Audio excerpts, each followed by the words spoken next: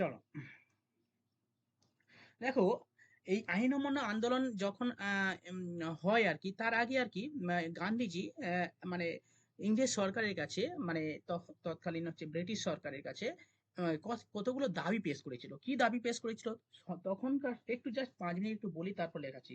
তখন মানে সেই সময় আর কি 1928-30 সাল নাগাদ আর কি, ওই দশকে আর কি। তো ভারতবর্ষে তথা মানে ভারতবর্ষে প্রচুর ক্রাইসিস চলছিল, বিভিন্ন ধরনের বিভিন্ন দিক থেকে ক্রাইসিস চলছিল। কিরকম?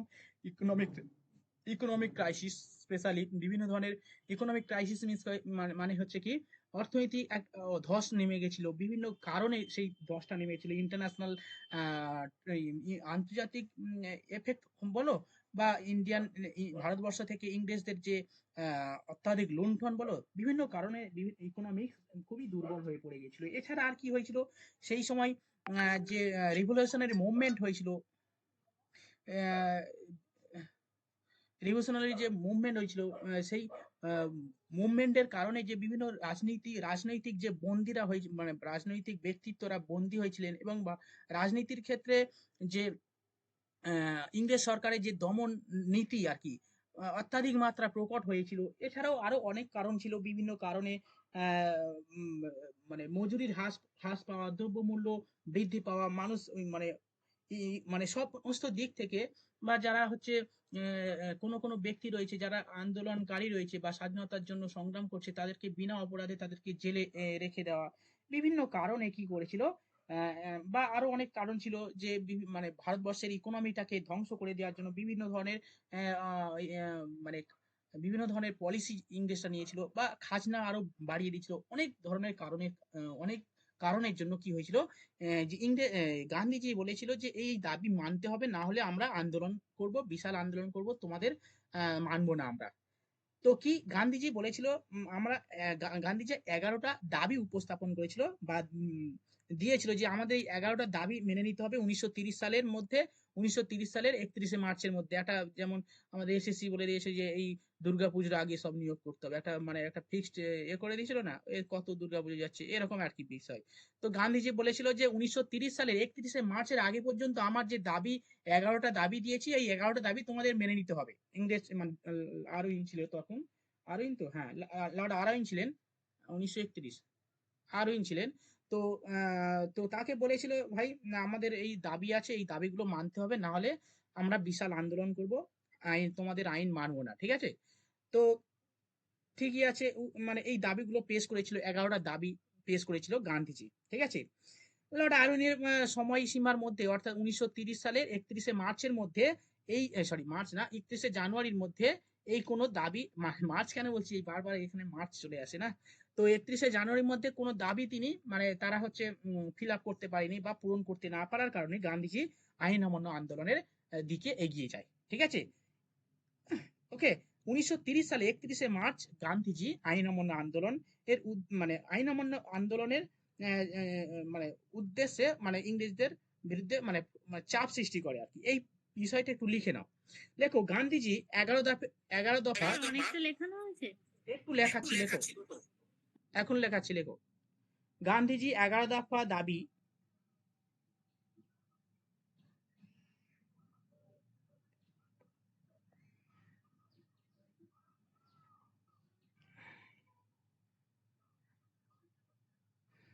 মেনে নেওয়ার জন্য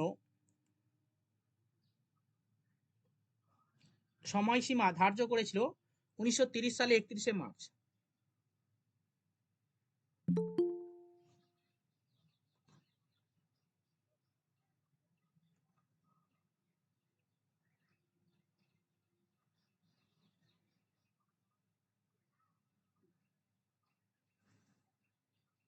টাইমটা বলুন।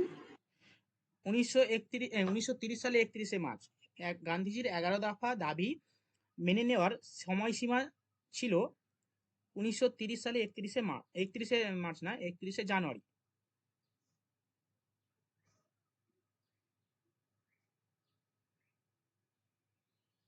আর একটুখানি বলেন স্যার, আমি ডিসকানেক্ট হয়ে গেছিলাম। লেখো, গান্ধীজির 11 দফা দাবি মেনে নেওয়ার সময়সীমা ছিল 1930 সালে 31শে জানুয়ারি। নেক্সট লেখো,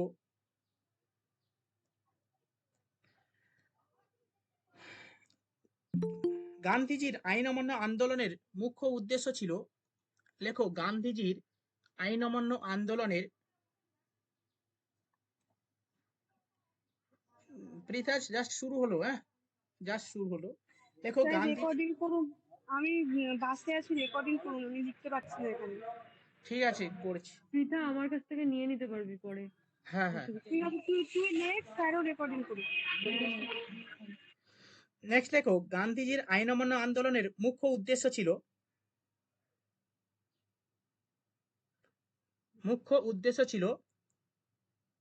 সাংবিধানিক সংস্কারের লক্ষ্যে ব্রিটিশ সরকারের উপর চাপ সৃষ্টি করা।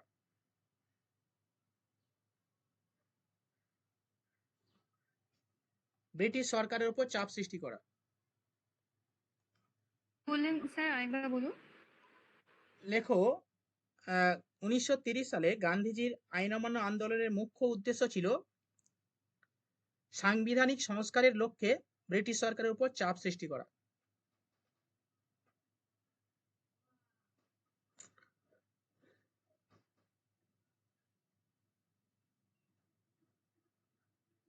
নেক্সট লেখো,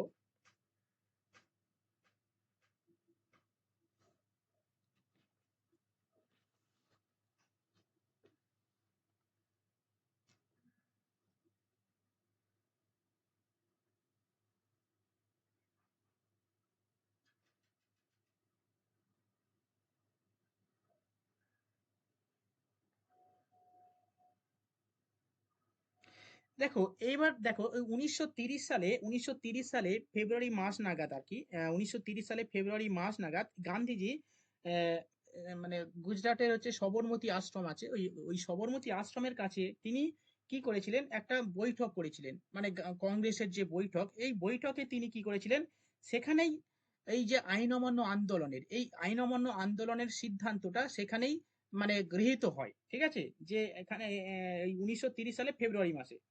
এবং মানে ওই ফেব্রুয়ারি মাসের মানে লাস্টে তো ওই এটা হয়েছিল, মানে 15 থেকে 20 তারিখের মধ্যে এই যে বৈঠকটা হয়েছিল, এবং 2 তারিখ অর্থাৎ মার্চ মাসের 2 তারিখে কি করেছিল গান্ধীজি বড়লাটকে বলে দিয়েছে, ভাই আমরা এবার ফিল্ডে নামছি, ঠিক আছে, মানে কি গান্ধীজি বড়লাট মানে হচ্ছে কি বড়লাট যে ছিলেন আর কি, তার উদ্দেশ্যে বলছিলেন যে আমরা ভাই মাঠে নামছি, মানে কি আমরা আইন অমান্য আন্দোলনে নামছি, ঠিক আছে। তো এবং ডাইরেক্ট বলে দেয় কোথায় যাচ্ছি আমরা, মানে আমাদের উদ্দেশ্য কোথায় হবে, পশ্চিমবঙ্গ হবে না তামিলনাড়ু হবে নাকি গুজরাটের হবে।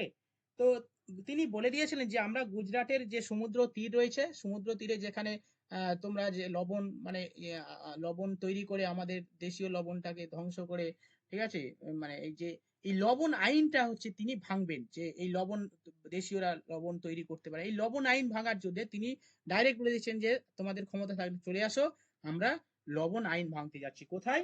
ডান্ডি, মানে যেটা হচ্ছে ডান্ডি নামক একটা স্থান আছে, সেই ডান্ডি নামক স্থানে লবণ আইন ভঙ্গ করার জন্য, ঠিক আছে, এগিয়ে যাচ্ছি। এবং এই কথাটা তিনি একটা পত্রিকার মাধ্যমে বড়লাটকে জানিয়ে দিয়েছিলেন। তিনি তো আর গিয়ে তো বলেনি, তিনি পত্রিকার মাধ্যমে এই খবরটা জানিয়ে দিয়েছিলেন। কাকে? বড়লাটকে। সেই পত্রিকাটার নাম কি? Young India. লিখে নাও, ইয়ং ইন্ডিয়া পত্রিকাতে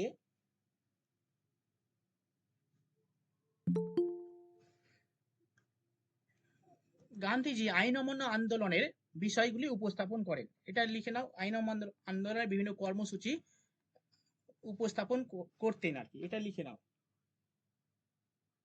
স্যার রেকর্ড হচ্ছে তো? হ্যাঁ হচ্ছে হচ্ছে হচ্ছে। মধুরিমা ঘোষ, তুমি কি মাঝে মাঝে এখানে কি সিনেমা দেখতে আসো নাকি মাঝে মাঝে? Madhurima, any problem? না স্যার, এই তো আমি জয়েন হয়েছিলাম, হওয়ার পরে দেখলাম ক্লাস শুরু হয়নি, এর জন্য আবার আমি একটু পরে জয়েন হলাম। না না, এই ক্লাস আজকের কথা বলছি না, হ্যালো স্যার, হ্যাঁ বলো। কি বললেন? হচ্ছে গান্ধীজি আইন অমান্য আন্দোলনের কর্মসূচি উপস্থাপন করতেন। উপস্থাপন করতে বললে এই যে ইয়ং ইন্ডিয়া পত্রিকার মাধ্যমে যাবতীয় কথাবার্তা তিনি বলতেন আর কি, কথাবার্তা বলতেন, লেখো, ইয়ং ইন্ডিয়া পত্রিকার মাধ্যমে 11 দফা দাবি বা আইন অমান্য আন্দোলন সম্পর্কিত বিষয় উপস্থাপন করতেন। হ্যাঁ বলো। সেই বড় ল্যাটের নাম কি ছিল? বড়লাটের নাম ছিল তখন আরউইন, ছিল আরউইন, লর্ড আরউইন, 1931। আপনি হেডিংটা কি বলেছিলেন একবার বলবেন? হেডিংটা আইন অমান্য আন্দোলন। লেখো আইন অমান্য আন্দোলন। আচ্ছা চলো এবার লেখো।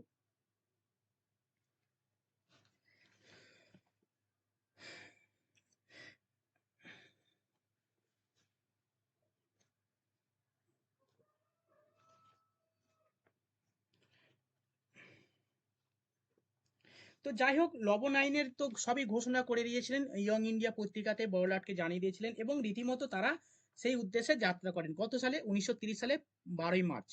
লেখো, একটু লিখি নাও, তারপর আমি বলছি। লেখো, 1930 সালে 12ই মার্চ গান্ধীজি সবরমতী আশ্রম থেকে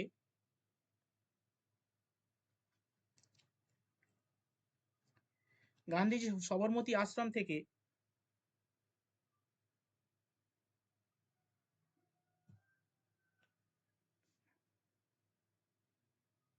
সবরমতী আশ্রম থেকে, ঠিক আছে, প্রায় 78 জন সঙ্গীকে নিয়ে, প্রায় 78 জন সঙ্গীকে নিয়ে, হ্যালো, এই রেকর্ডিং হচ্ছে তো? কি হচ্ছে এটা? প্রায় 78 জন সঙ্গীকে নিয়ে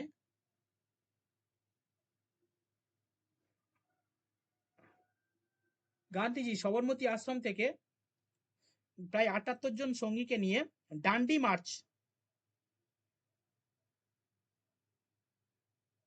শুরু করেন। ডান্ডি মার্চ বা ডান্ডি যাত্রা শুরু করেন। মানে উদ্দেশ্য কি? ডান্ডি, মানে ডান্ডি নামক একটা জায়গাতে যাওয়া। যেমন দিল্লি চলো, নেতাজি সুভাষচন্দ্র বোস একটা স্লোগান দিয়েছিলেন, সেরকম গান্ধীজি, এটা পরীক্ষাতে আসে কোন মানে তারিখটা আসে যে গান্ধীজি কত তারিখে মানে ডান্ডি অভিযান করেছিলেন 1930 সালে 12ই মার্চ। এবং এই 12ই মার্চ তিনি করেছিলেন, লিখে নাও, নেক্সট লেখো।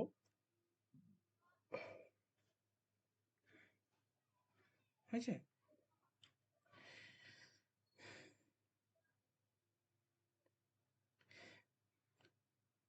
1930 সালে 12ই মার্চ তিনি ডান্ডি অভিযান করেছিলেন এবং দীর্ঘ মানে পথ অতিক্রম করে, অনেক পথ অতিক্রম করে, এবং প্রায় ওনার সঙ্গে ছিলেন সরোজিনী নাইডুও ছিলেন এবং খুব বড় বড় নেতা ছিলেন, যেমন জওহরলাল নেহেরু, বল্লভভাই প্যাটেল থেকে শুরু করে, মানে প্রথম সারির যারা নেতারা ছিলেন, আব্বাস তৈয়বজি, ইটিসি, আর অনেকে ছিলেন। এই সমস্ত নেতারাও ওর সঙ্গে ছিলেন আর কি।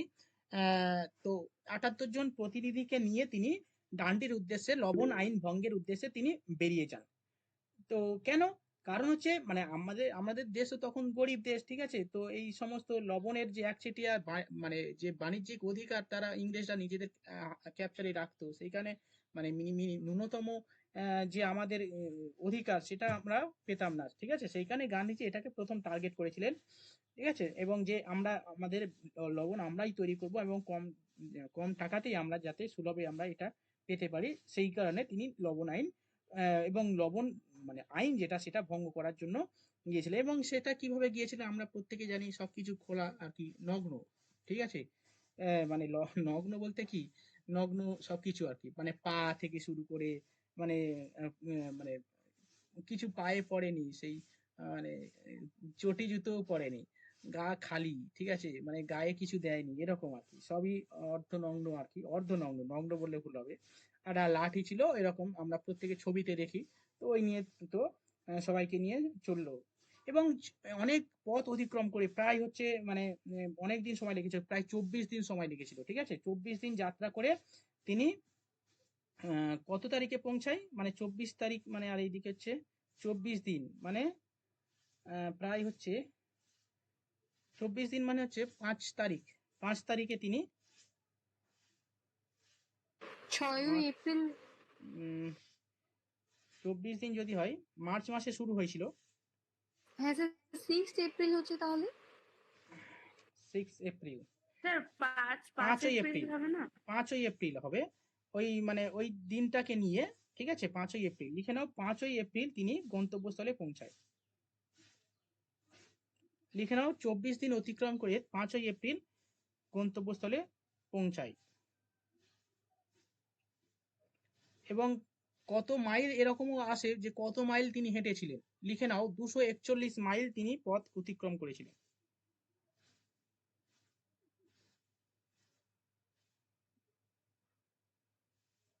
স্যার আরেকবার বলুন।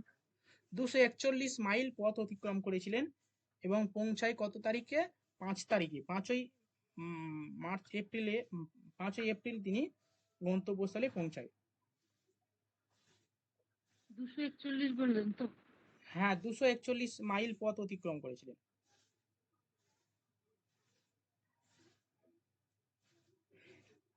ঠিক আছে, এবার দেখো এই যে মানে লবণ আইন যে তিনি গান্ধীজি যে যাত্রা শুরু করে দিয়েছিলেন, লবণ আইন ভঙ্গ করে সারা ভারতবাসী এই আন্দোলনের সামিল হয়েছিলেন। মানে সারা ভারত, মানে তিনি তো মানে পথ প্রদর্শক, মানে উপর থেকে যা আসবে ওটা তো সবাই তো জনগণ করবে। তো সারা ভারতে এই আন্দোলনটা ছড়িয়ে পড়েছিলেন। এই যে মানে বাংলা বিহার থেকে, বাংলা তো 1 নম্বরে পয়েন্ট আছে, বাংলা বিহার থেকে শুরু করে উত্তরপ্রদেশ, মানে মধ্যপ্রদেশ, সমস্ত রাজ্যে এই আন্দোলন ব্যাপক একটা বিস্তার লাভ করেছিল। ঠিক আছে, মানে কি বিদেশি আমাদের মানে বিদেশি যা কিছু আর কি সবকিছু বর্জন করা থেকে শুরু করে সবকিছু আইন অমান্য করা, এগুলো শুরু হয়ে গেছিল। মানে স্কুল কলেজ আদালত থেকে শুরু করে সমস্ত কিছু, ঠিক আছে, মানে তে ব্যাপক একটা সাড়া পড়ে গেছিল। আমাদের পশ্চিমবঙ্গেও প্রায় বিস্তীর্ণ অঞ্চলে, মেদিনীপুর বিশেষ করে, তখন তো মেদিনীপুর হচ্ছে মানে রিভলিউশনারি মুভমেন্টের একটা মেন জায়গা, এখনো যদিও আছে। এখন এই আন্দোলন, এই যে বলো এসএসসি আন্দোলন, এটাও একটা আন্দোলন। ঠিক আছে, ইতিহাসে 10 বছর পর বা 20 বছর পরে এই সমস্ত খাতায় লেখা থাকবে এসএসসি আন্দোলন করতে গিয়ে অনশন করতো মানে এসএসসি স্টুডেন্টরা প্রায় 200-500 দিন। ঠিক আছে, এরকম খাতায় লেখা থাকবে, ভবিষ্যতের খাতায়। ঠিক আছে, মানে ভবিষ্যতে না, ইতিহাসে লেখা থাকবে এখনকার ঘটনাগুলো। তো এই আন্দোলনে কারা আসতো? আমাদের এই আন্দোলনে দেখবে কোনোদিন দেখবে না যে কলকাতার ছেলেমেয়েরা, দক্ষিণ 24 পরগনার ছেলেমেয়েরা আসছে কোথা থেকে? আসছে মালদা থেকে, আসছে দিনাজপুর থেকে, আসছে মেদিনীপুর থেকে, আসছে বীরভূম থেকে। হ্যাঁ কি না বলো?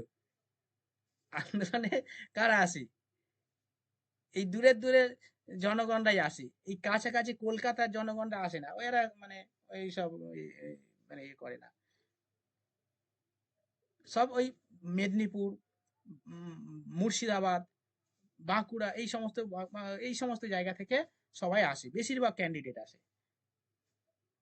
তো যাই হোক, এই মেদিনীপুরও তখন, মেদিনীপুর থেকে শুরু করে এই দক্ষিণ 24 পরগনা, তোমরা বইয়েতে পড়ে দেবে যে কাঁথি, তমলুক, এই দক্ষিণ 24 পরগনা, মানে আমাদের ডায়মন্ড হারবারে ওই ধরনের মানে লবণ যে মানে লবণ তৈরি করা শুরু হয় আর কি। ডায়মন্ড হারবার এখানেও লেখা রয়েছে, দেখো, মহিষাদল, দক্ষিণ, তারপরে কাঁথি, তমলুক, এই সমস্ত জায়গাতে এরকম লবণ তৈরি শুরু হয়ে যায় আর কি। ঠিক আছে, গান্ধীজির পথ অনুসরণ সারা ভারতবর্ষে এই মানে ব্যাপক আন্দোলন শুরু হয়েছে, সাউথ থেকে নর্থ, ইস্ট থেকে ওয়েস্ট। তো সাউথ ইন্ডিয়াতে এই আন্দোলনের নেতৃত্ব যিনি দিয়েছিলেন তিনি হচ্ছে তামিলনাড়ুর চক্রবর্তী রাজা গোপালাচারী। এটা একটু লিখে নাও যে সাউথ ইন্ডিয়াতে, লেখো তামিলনাড়ুতে চক্রবর্তী রাজা গোপালাচারী এই আন্দোলনের নেতৃত্ব দেন।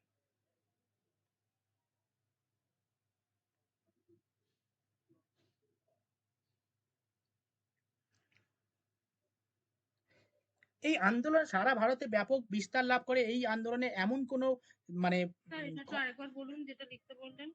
লেখো, তামিলনাড়ুতে বা দক্ষিণ ভারতে এই আইন অমান্য আন্দোলনের নেতৃত্ব দিয়েছিলেন চক্রবর্তী রাজা গোপালাচারী।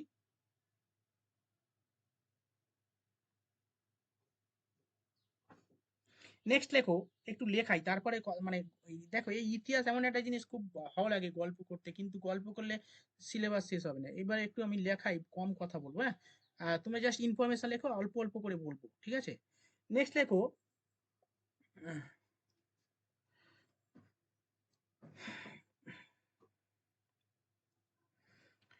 নেক্সট লেখো, এই আন্দোলনে, অর্থাৎ লেখো আইন অমান্য আন্দোলনে সর্বাধিক, এরকম প্রশ্ন আছে যে কোন আন্দোলনে নারীদের সর্বাধিক অংশগ্রহণ, মানে সব থেকে বেশি নারীরা অংশগ্রহণ করেছিল। বিভিন্ন ধরনের অপশন থাকবে, যে অসহযোগ আন্দোলন, আইন অমান্য আন্দোলন, ভারত ছাড়ো আন্দোলন, ইটিসি। তো এই আইন অমান্য আন্দোলনে মানে নারী সমাজ সবচেয়ে বেশি মানে অ্যাক্টিভ ছিল। লিখে নাও। এগুলো এমসিকিউ মানে প্রশ্নে আসে, পরীক্ষাতে মানে পরীক্ষাতে আসে। আমি এই মানে ওয়ান লাইনার হিসাবে লিখিয়ে দিচ্ছি, লিখে নাও। লিখে নাও যে, হ্যাঁ বলো। তামিলনাড়ুতে কি বললেন আমি শুনতে পেলাম না, বলুন না একবার। কে নেতৃত্ব তামিলনাড়ুতে দিয়েছিল? তামিলনাড়ুতে অসহযোগ আন্দোলনের নেতৃত্ব দেন চক্রবর্তী রাজা গোপালাচারী।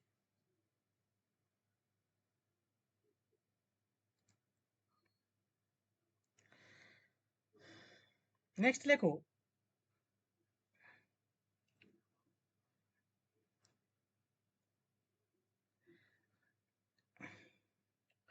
চলো এই নেক্সট লাইনটা লেখো। কি লিখবো? স্যার এই লাইনটা কি লিখবো তাহলে? ওই যে বেশি মহিলা হ্যাঁ লেখো। নেত্রী। লেখো আইন অমান্য আন্দোলনে নারী সমাজ সবচেয়ে বেশি যোগদান করেছিল। সমস্ত সম্প্রদায় মানে সমস্ত সম্প্রদায়, নারী মানে পুরুষ থেকে শুরু করে কৃষক, সমস্ত ধরন মানে সমস্ত সম্প্রদায়ের লোকেরা এই আন্দোলনে যোগদান করেছিল। তবে নারীরা অন্যান্য মানে অন্যান্য যে আন্দোলন হয়েছিল তার রেসপেক্টে, যেমন অসহযোগ আন্দোলন, তারপরে ধরো ভারত ছাড়ো আন্দোলন, এই অন্যান্য আন্দোলনের রেসপেক্টে এই আন্দোলনে সবচেয়ে বেশি নারীদের অংশগ্রহণ সর্বাধিক ছিল। ঠিক আছে। আচ্ছা। আহ, আচ্ছা এবার লেখো। উম, কি বেশ বলছিলাম? হ্যাঁ। আহ,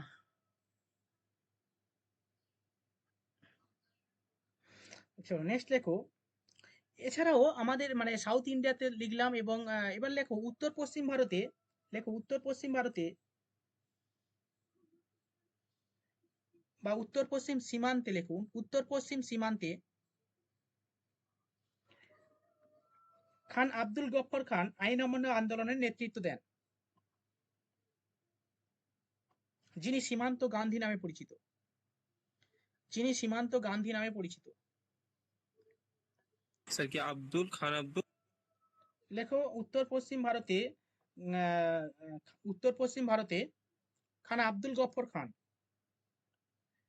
উত্তর পশ্চিম সীমান্তে খান আব্দুল গফফর খান। ভারত না লিখে এটা সীমান্ত লিখবে, ভারত বললে প্রবলেম হয়ে যাবে। সীমান্ত লিখো, উত্তর পশ্চিম সীমান্তে খান আব্দুল গফফর খান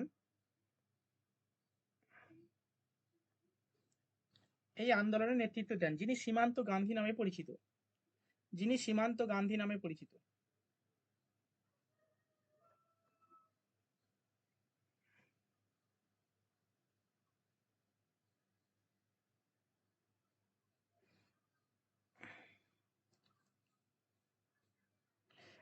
এই এই খান আব্দুল গফফর খান লিখে নাও। ইনি ইনি ছিলেন খোদা ই খিদমাগাত। এই লেখো ইনি খোদা ই, লেখো খোদাই, খোদাই ই খিদমাতগার, খিদমাতগার দলের প্রতিষ্ঠাতা। খোদাই খিদমা খোদাই খিদমাগার।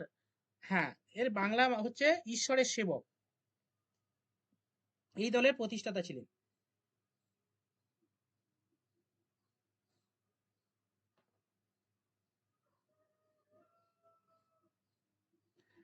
এবং এনারা হচ্ছে যা মানে যে পোশাকটা পরতেন, এখন যেমন ধরো বিভিন্ন পলিটিক্যাল পার্টি বিভিন্ন পোশাক থাকে। যেমন যারা হচ্ছে লেফট ফ্রন্ট করে তারা হচ্ছে লাল পোশাক পরে, যারা রাইট ফ্রন্ট করে তারা সবুজ পোশাক পরে, যারা হচ্ছে ওই গেরুয়া করে, এই সরি গেরুয়া না, যারা হচ্ছে এনডিএ করে তারা এই গেরুয়া পোশাক পরে, এই ধরনের আর কি পোশাক। এরা হচ্ছে অর্থাৎ এই সীমান্ত গান্ধী, এই খান আব্দুল গফফর খান হচ্ছে যারা এনার যে সেনাপতিরা মানে সেনারা ছিলেন বা এদের যে অনুগামীরা ছিলেন, তারা প্রত্যেকেই লাল পোশাক পরতো। ঠিক আছে। সেইখানে রেড শার্টও বলা হয় এদেরকে। ঠিক আছে, লাল কুর্তা বা লিখে নাও এরা লাল শাড়ি, এই শাড়ি বলতে লাল শার্ট পরিধান করতো। লাল কোর্তা। হ্যাঁ, ওদের ভাষায় মানে যেহেতু মানে উত্তর পশ্চিম সীমান্তে তো কি হবে। হ্যাঁ, এটা এটা হ্যাঁ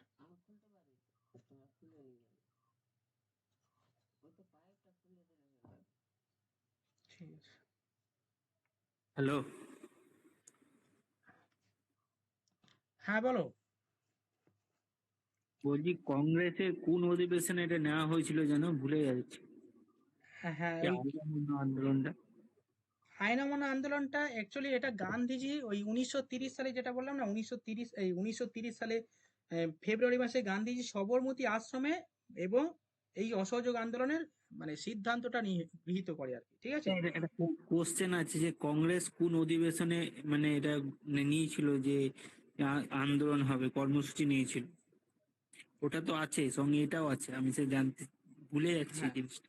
ওটা ওই 1929 সালে ওটা তো ওই ওখানে তো আন্দোলনে ওই বিষয় আসেনি, মানে এর আগে যেটা আন্দোলন অধিবেশন হয়েছিল 1929 সালে, ওই যেটা জওয়াহরলাল নেহেরু ছিল আর কি প্রেসিডেন্ট ছিল 1929 সালে। লাহোর স্যার। লাহোরে। লাহোর অধিবেশনে জওহরলাল নেহেরু যেটা ছিল, ওখানে তো নেওয়া হয়নি, ওখানে তো নেওয়া হয়নি। ওখানে তো স্যার আপনি তো যাই লিখিয়েছিলেন। হ্যাঁ, হ্যাঁ স্যার। ওখানে লাহোর হবে স্যার এটা। কি একটু বলো তো। 1929 সালে লাহোর অধিবেশনে, ও আচ্ছা আচ্ছা, ওখানে তো পূর্ণ স্বরাজের আইন অমান্য আন্দোলনের প্রস্তাব প্রস্তাব গ্রহণ গৃহীত, করা হ্যাঁ, হয়েছিল। ওখানে প্রস্তাব গৃহীত হয় আর পূর্ণ স্বরাজেরও দাবি উপস্থাপন করা হয় 1929 সালে। হ্যাঁ ঠিকই আছে, 1929 সালে ওই অধিবেশনে নেওয়া হয়, ঠিক আছে। আমার ওটা পূর্ণ স্বাধীনতা যেমন নেওয়া হয়, আইন অমান্য আন্দোলনের প্রস্তাবও গৃহীত হয়। আর এটা হচ্ছে ডাইরেক্টলি গান্ধীজি তো ওটা বলেছিলেন, মানে ওই অধিবেশনে আছে, এবং ডাইরেক্টলি গান্ধীজি এই ফেব্রুয়ারি মাসে আর কি, ওখানেই এটা সিদ্ধান্ত নেওয়া হয় যে একদম ডাইরেক্ট আন্দোলন হবে, এই মাসেই হবে, ঠিক আছে, সামনের মাসেই হবে। আর এর আগে 1929 সালে লাহোর অধিবেশনে প্রস্তাবটা নেওয়া হয়। হ্যাঁ ঠিক আছে, এবার দেখো, এখান থেকে তো মোটামুটি এই পর্যন্ত হলো, তো আন্দোলন হলো, সবকিছু হলো, কিন্তু আন্দোলন এত কিছু করার পরে কি ইংরেজরা চুপচাপ বসে থাকবে? না, বসে থাকেনি। তারা কি করেছিল, প্রচুর মানে যারা আন্দোলনকারী আর কি তাদেরকে গ্রেপ্তার করেছিল, যারা গান্ধীজিকে প্রথমে গ্রেপ্তার করেছিল। গান্ধীজি গ্রেপ্তার হয়ে যাওয়ার পরে তার যে পাশে সরোজিনী নাইডু ছিল, সরোজিনী নাইডু মানে গান্ধীজি গ্রেপ্তার করার পরে আন্দোলনের নেতৃত্ব যারা দিয়েছিলেন আর কি, ঠিক আছে, পরবর্তীকালে চেঞ্জ হয়ে যায় যে গান্ধীজি গ্রেপ্তার করার পরে মানে আব্বাস তৈয়বজি আন্দোলনটা নিয়ে আর কি নেতৃত্ব নেয়, যে আব্বাস তৈয়বজি গান্ধীজি যখন ছিল না, মানে গান্ধীজিকে তো আটক করে ইংরেজরা। এই দেখো, এইগুলো গল্পগুলো তোমাদের পড়তে হবে, তো আমি এই গল্পগুলো না পড়লে একটু লিখিয়ে দিলে ভালো হতো। চলো দেখো, দেখো গান্ধীজি গ্রেপ্তারের পর আন্দোলনের নেতৃত্ব গ্রহণ করেন আব্বাস তৈয়বজি।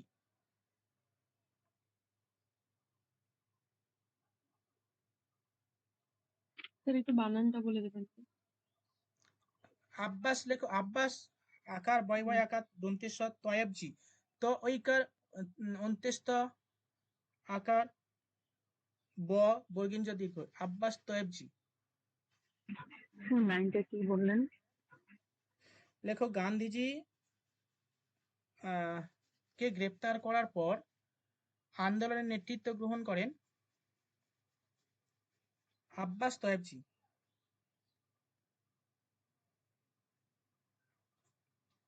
নেক্সট প্যারা চেঞ্জ করে লেখো 1930 সালে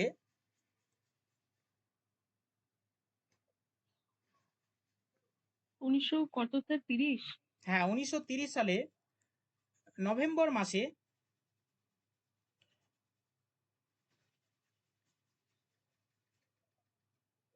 ইংল্যান্ডের প্রধানমন্ত্রী রমসে ম্যাকডোনাল্ড, ইংল্যান্ডের প্রধানমন্ত্রী রমসে ম্যাকডোনাল্ড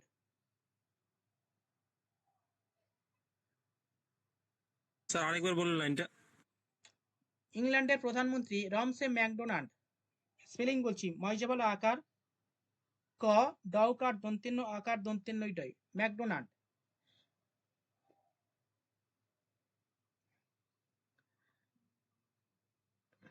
রমসে ম্যাকডোনাল্ড হয়েছে, এর সভাপতিত্বে প্রথম গোল টেবিল বৈঠক হয়।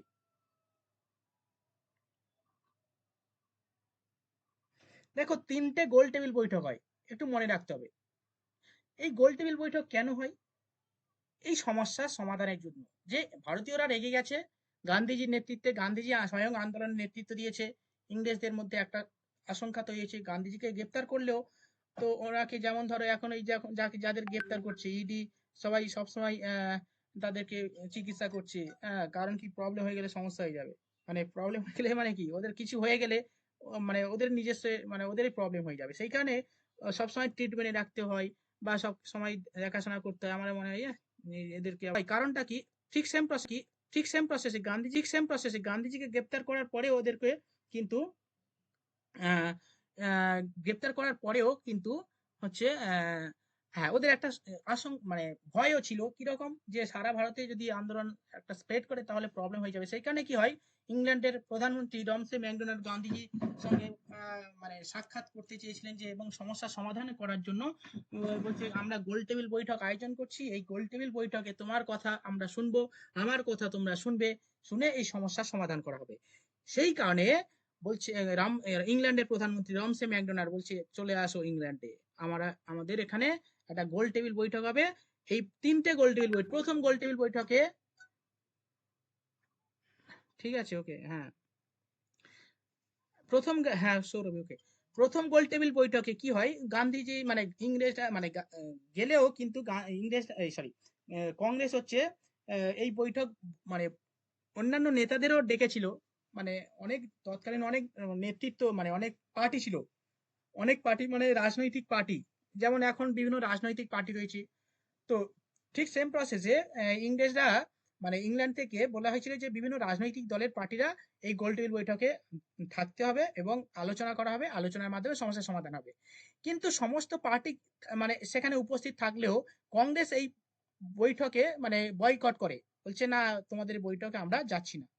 কেন, গান্ধীজিকে গ্রেপ্তার করে আবার বৈঠক করছে। তো বিভিন্ন কারণে এই মানে কংগ্রেস এই আন্দোলনে এই বৈঠকে পার্টিসিপেট করতে করেনি, বয়কট করে আর কি, ঠিক আছে। বয়কট করার কারণে তো মেন লোক যারা তারা যদি বয়কট করে তাহলে মানে এই কারণে প্রথম গোল টেবিল বৈঠক ব্যর্থ হয়। তো এখান থেকে কি লিখবে লিখে নাও, যে প্রথম গোল টেবিল বৈঠক আয়োজিত হয় 1930 সালে লন্ডনের ইংল্যান্ডের রমসে ম্যাকডোনাল্ড এবং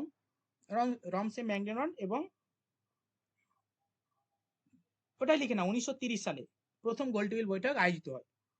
এবার লেখো এই বৈঠকে কংগ্রেস বয়কট করায় প্রথম গোল টেবিল বৈঠক ব্যর্থ হয়।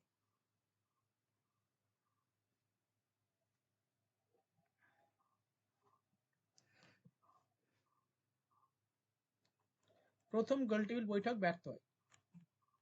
আরেকবার বলুন স্যার। এই বৈঠকে কি বললেন স্যার? লেখো এই বৈঠকে কংগ্রেস এই বৈঠকে না লিখে লেখো এই বৈঠক কংগ্রেস বয়কট করায় প্রথম গোল টেবিল বৈঠক ব্যর্থ হয়।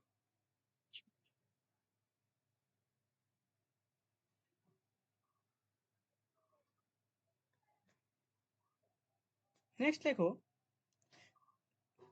দ্বিতীয় 1931 সালে মার্চ মাসে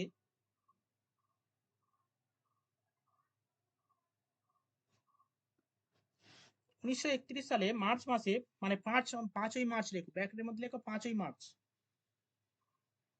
গান্ধী আর আরউইনের মধ্যে চুক্তি হয়। দেখো 5ই মার্চ গান্ধী ও আরউইনের মধ্যে চুক্তি হয়, যা গান্ধী আরউইন চুক্তি নামে পরিচিত।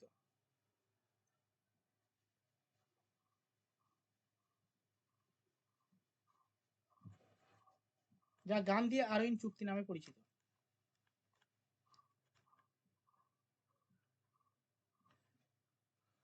আরবিএনটা কি মানে ব্রিটিশ পেয়েছিলেন? হ্যাঁ, ব্রিটিশ প্রধানমন্ত্রী না, ইনি হচ্ছে আমাদের বড়লাট, মানে ভারতের বড়লাট আরউইন। 1931 সালে 5ই মার্চ মানে বড়লাট ছিল না, এই বড়লাট লর্ড আরউইন ছিলেন, এবং আরউইনের সঙ্গে গান্ধীজি চুক্তি করে, বলছে কেন, কারণ গান্ধীজি মানে তো মানে গান্ধীজি যদি কংগ্রেস বয়কট করে গান্ধীজি বয়কট করে, গান্ধীজির কথাই তখন সবকিছু চলতো। তো ইংল্যান্ডের প্রধানমন্ত্রী বলছে কংগ্রেস কেন বয়কট করছে, ওদের কথাবার্তা শোনো। তো ঠিক আছে, এখানে ভারতের বড়লাট ছিল আরউইন, বলছে চলো কংগ্রেসের কথা শুনবে মানে গান্ধীজির কথা শুনতে হবে। তো গান্ধীজির কথা শুনতে গেলে লর্ড আরউইন বলছে যে চলো গান্ধীজির সঙ্গে আমার একটা চুক্তি হোক, মানে কথাবার্তা হোক। তো গান্ধীজি যেটা হচ্ছে গান্ধী আরউইন চুক্তি নামে পরিচিত। এই চুক্তিতে কি বলা হয়েছে, কি বলা হয়েছে, গান্ধীজি কিছু শর্ত দিয়েছে। ঠিক আছে ভাই, আমি তোমার সঙ্গে আলোচনায় বসতে পারি, তোমাদের কথা শুনতে পারি, কিন্তু আমার কিছু শর্ত মানতে হবে। যদি মানতে পারো তাহলে আছি তোমাদের সঙ্গে। বলছে ভাই ঠিক আছে। লর্ড আরউইন বলছে ঠিক আছে ভাই চলো, কি শর্ত তোমার? বলছে আমাদের এই যে এই যে হিংসাত্মক কর্মকাণ্ড, যেটা আমরা অহিংসার মাধ্যমে আন্দোলনগুলো করছি, তোমরা হিংসাত্মক কর্মকাণ্ড বলে চালিয়ে আমাদেরকে গ্রেপ্তার করছো, আমাদের ছোট ভাইদের গ্রেপ্তার করছো, আমাদের আন্দোলনকারীদের গ্রেপ্তার করছো, এটা কি ঠিক হচ্ছে? বলছে এদের ছেড়ে দিতে হবে। বলছে ভাই হ্যাঁ ঠিকই, ছাড়বো, ছেড়ে দেবো, অসুবিধা নেই, তোমার কথা মানছি। চলো পরের আন্দোলন, পরের কি প্রশ্ন, পরের কি হচ্ছে শর্ত? বলছে যে এই যে মানে আমাদের যে বিভিন্ন ধরনের সঙ্গীরা, যাদের হচ্ছে তোমরা মৃত্যুদণ্ড দিচ্ছ, যারা আন্দোলন করার কারণে মৃত্যুদণ্ড দিয়েছো, যেমন ভগৎ সিং, সুখদেব, রাজগুরু, এদেরকে ছাড়তে হবে, এদেরকে ছেড়ে দিতে হবে, মানে এদেরকে মৃত্যুদণ্ড মুকুব করতে হবে। বলছে হ্যাঁ ঠিক আছে, মানলাম কথা, ঠিক আছে। আরো আরো অনেক কিছু কারণ ছিল, যে সবকিছু হচ্ছে মানে এই যে মানে যত্রতত্র ভাবে কোনো কোনো কারণ ছাড়া গ্রেপ্তার করা, এগুলোকে বন্ধ করতে হবে, এটিসি। ঠিক আছে, সামান্য একটু আন্দোলন করার কারণে জরিমানা করা, এগুলোকে বন্ধ করতে হবে। সবই মানলো। লর্ড আরউইন বলছে হ্যাঁ আমি মানছি, চলো তুমি আমার আমার আমার একটা শর্ত আছে। কি শর্ত গো? তোমার হচ্ছে আমাদের প্রধানমন্ত্রীর সঙ্গে কথা বলতে হবে, মানে গোল টেবিল বৈঠকে তোমাকে যোগদান করতে হবে। বলছে ঠিক আছে যোগদান দেব। তো রীতিমতো সবকিছু চুক্তি হয়ে গেল। মানে 1932 সালে গান্ধী, 1931 সালে গান্ধী আর আরউইনের সঙ্গে চুক্তি হয়ে গেল। বলছে এবার কি হবে, কি উদ্দেশ্যে? দ্বিতীয় গোল টেবিল বৈঠকে বসার জন্য, যে আমাদের প্রাইম মিনিস্টারের সঙ্গে বসতে হবে, কথাবার্তা শুনতে হবে তার কথা। তো ঠিক আছে, রীতিমতো দ্বিতীয় গোল টেবিল বৈঠক 1931 সালে আয়োজিত হয়। কোথায়? লন্ডনে। লিখে নাও, 1931 সালে দ্বিতীয় গোল টেবিল, লেখো 1931 সালে দ্বিতীয় গোল টেবিল বৈঠকে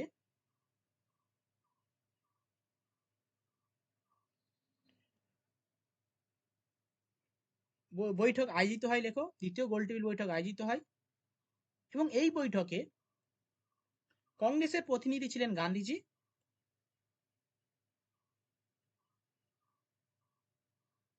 এবং ভারতীয় মহিলাদের মধ্যে প্রতিনিধি ছিল সরোজিনী নাইডু।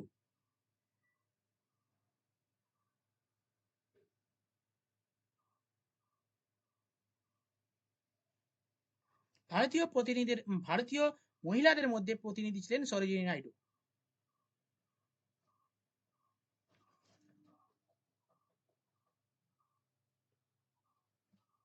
হয়েছে? স্যার আর একবার বলুন তো। 1931 সালে দ্বিতীয় গোল টেবিল বৈঠক আয়োজিত হয়।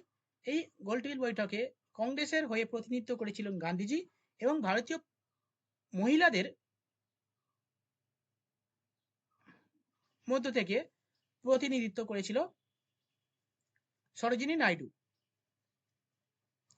সরোজিনী নাইডু। প্রথমটা কোথায় হয়েছিল? সবই লন্ডনে, ইংল্যান্ডে সবকিছু। গোল টেবিল বৈঠক মানে এখান থেকে ভারতীয় প্রতিনিধিরা যাবে, সেখানে বৈঠক হবে, ঠিক আছে। এই একটা গোল টেবিল বৈঠক। এবার দেখো, এই যে কি বলছি বুঝতে পারছো তো? যা কিছু বলছি বুঝতে পারছো তো? হ্যাঁ স্যার। Everyone response?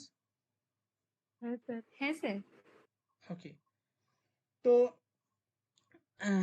এরকম ভাবে, হ্যাঁ, তাহলে প্রথম গোল টেবিল বৈঠক হলো, দ্বিতীয় গোল টেবিল বৈঠক হলো। দ্বিতীয় গোল টেবিল বৈঠকের আগে একটা চুক্তি হয়েছিল, কার সঙ্গে কার?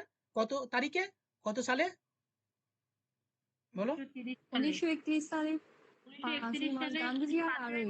গান্ধীজি আর আরউইন। হ্যাঁ, গান্ধী এবং আরউইনের মধ্যে চুক্তি, যেটা গান্ধী আরউইন চুক্তি নামে পরিচিত। এই সালটা আসে, তারিখটাও আসে। তো এবার দ্বিতীয় গোল টেবিল বৈঠক কত সালে? 1931 সালে, যেটা আয়োজিত হয়েছিল লন্ডনে। এখানে এখানে এখানে যে হচ্ছে নেতৃত্ব কে দিয়েছিলেন? গান্ধীজি এবং সরোজিনী নাইডু, ঠিক আছে। কিন্তু এখানে ও ব্যর্থ হয়। কেন ব্যর্থ হয়? বিভিন্ন সাম্প্রদায়িক সমস্যার জন্য এখানেও ব্যর্থ হয়। এই আন্দোলন এই আন্দোলন হচ্ছে এই বৈঠকটাও ব্যর্থ হয়। এবার তো এই ব্যর্থ হয়ে গেলেও আবার একটা নেক্সট বছর হচ্ছে আবার একটা তৃতীয় গোলটেবিল বৈঠক আয়োজিত হয়। দেখো 1931 এই 31 না 32 লেখো 1932 সালে তৃতীয় গোলটেবিল বৈঠক আয়োজিত হয়।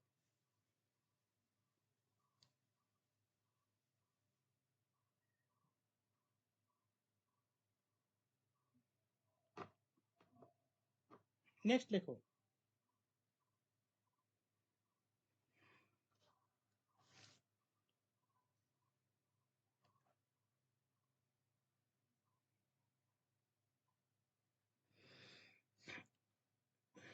তৃতীয় গোলটেবিল বৈঠক আয়োজন মানে গোলটেবিল বৈঠক তো হয়ে গেল।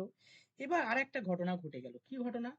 ব্রিটিশ প্রধানমন্ত্রী রমসে ম্যাকডোনাল্ড লিখে নাও, লিখে দিয়ে তারপর লেখো 1932 সালে ব্রিটিশ প্রধানমন্ত্রী রমসে ম্যাকডোনাল্ড।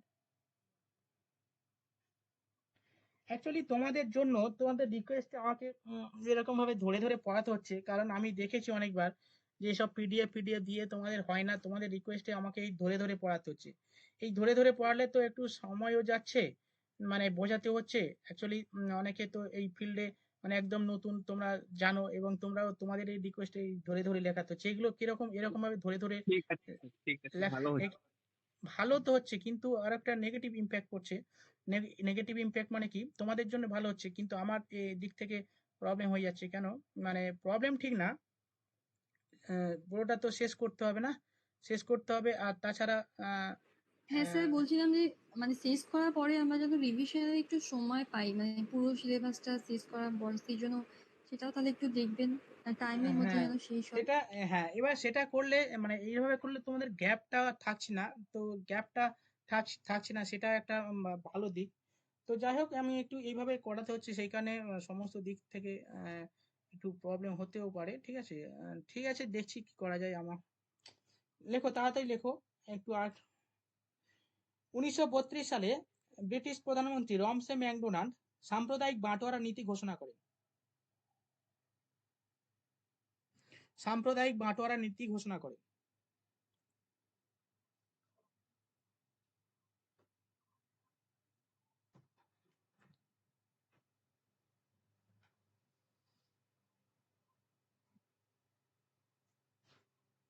এবং এর বিরুদ্ধে গান্ধীজি ওয়ার্ধা জেলে আমরণ অনশন শুরু করেন। আমরণ অনশন শুরু করেন। একবার বলুন না। 1932 সালে ব্রিটিশ প্রধানমন্ত্রী রমসে ম্যাকডোনাল্ড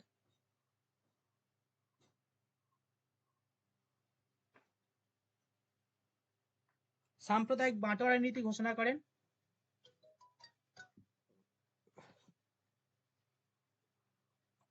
এর বিরুদ্ধে গান্ধীজি ওয়ার্ধা জেলে আমরণ অনশন শুরু করেন।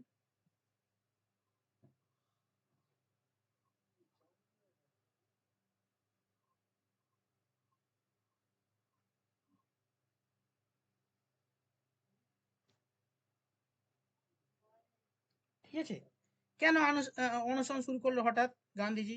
কি হয়েছিল? কারণটা কারণটা কি? কারণটা হচ্ছে স্যার, ফুড ডিপার্টমেন্টের কি ভ্যাকান্সি? হ্যাঁ, ফুডের ভ্যাকান্সি বলতে ফুডের ভ্যাকান্সি বেরোবে। ফুড এস ফুড এসআই এর ভ্যাকান্সি বেরোবে এখন। ঠিক আছে, পিএসসি বের করবে। সব গাঁজা খেয়ে শুয়ে আছে এখন, কেউ আর মানে স্যার ফুড এসআই কারা কারা বুঝতে হ্যাঁ পারবে?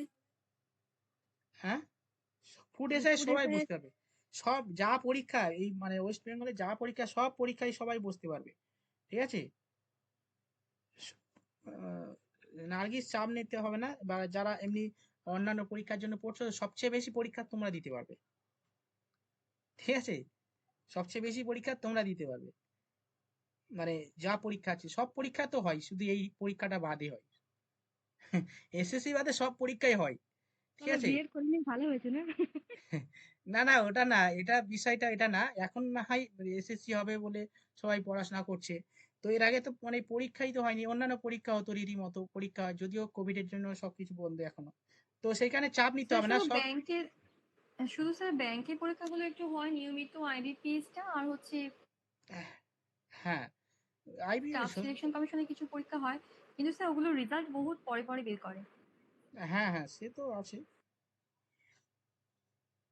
সেটা তো রেজাল্টের কথা তোমার কি আর এই পরীক্ষা দিয়ে এক বছরের মধ্যে রেজাল্ট দিবে? দেবে না, ঠিক আছে। চলো নেক্সট লেখো। এবার কেন আন্দোলন, গান্ধীজি আন্দোলন এই অনশন করার কারণ হচ্ছে ওই রমসেম ম্যাকডোনাল্ড ইনি বলছেন সাম্প্রদায়িক বাটোয়ারা। সাম্প্রদায়িক বাটোয়ারাটা মানে কি? সম্প্রদায়ের ভিত্তিতে ভাগ করে দেওয়া। হ্যাঁ, সম্প্রদায় ছোট ছোট মানে ধরো হিন্দু মুসলিম তো রয়েছে, প্লাস হচ্ছে হিন্দুদের মধ্যে যে ভাগগুলো রয়েছে মানে আপার লোয়ার লিমিট মানে এরকম মিডিল যারা রয়েছে তাদেরকে ভাগ করে দেওয়া। যেমন ওই এই ভাগ করে দেওয়ার কারণে একটা মানে ডিভিশনের বিষয়টা চলে এলো, ফলে কি হয় গান্ধীজি বলছে না এসব করা যাবে না, এসব আন্দোলন এগুলো প্রত্যাহার করতে হবে। তো যতক্ষণ না প্রত্যাহার হচ্ছে আমি আমরণ অনশন করব। তো এবারে এবার জাতিগত ভিত্তিতে মানে সম্প্রদায়গত ভিত্তিতে এই বিষয়টা করার কারণে যারা এসসি এসটি বা যারা নিম্নবর্গীয় বা উচ্চবর্গীয় এই সমস্ত ভাগে ভাগ করার কারণে আম্বেদকরও তাদের একটা দাবি ছিল যে হ্যাঁ এদের মানে এই ভিত্তিতে করা হোক, কারণ আমরা পিছিয়ে রয়েছি। তো আম্বেদকর আর কি আম্বেদকরের সঙ্গে গান্ধীজি ইংরেজদের উদ্যোগে আর কি আম্বেদকরের সঙ্গে গান্ধীজি একটা বৈঠক হয়, যে একটা চুক্তি হয় যেটা পুনা চুক্তি নামে পরিচিত। লেখো গান্ধীজিকে অনশন থেকে কি করার জন্য বলো, অনশন থেকে মুক্ত করার জন্য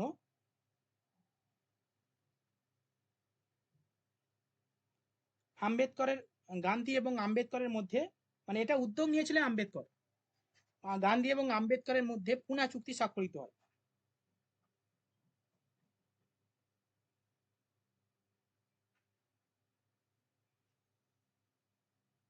গান্ধীজি এবং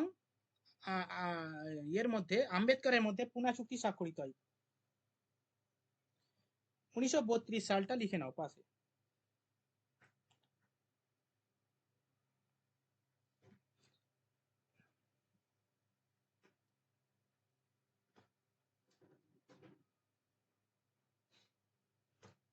আচ্ছা এবার চলো প্যারা চেঞ্জ করে লিখে নাও। 1934 সালে 4 মে। কি ছিল চুক্তিটা? চুক্তিটা কি ছিল মানে ওই যে সম্প্রদায়গত ব্যাপারে যে সংরক্ষণ ছিল।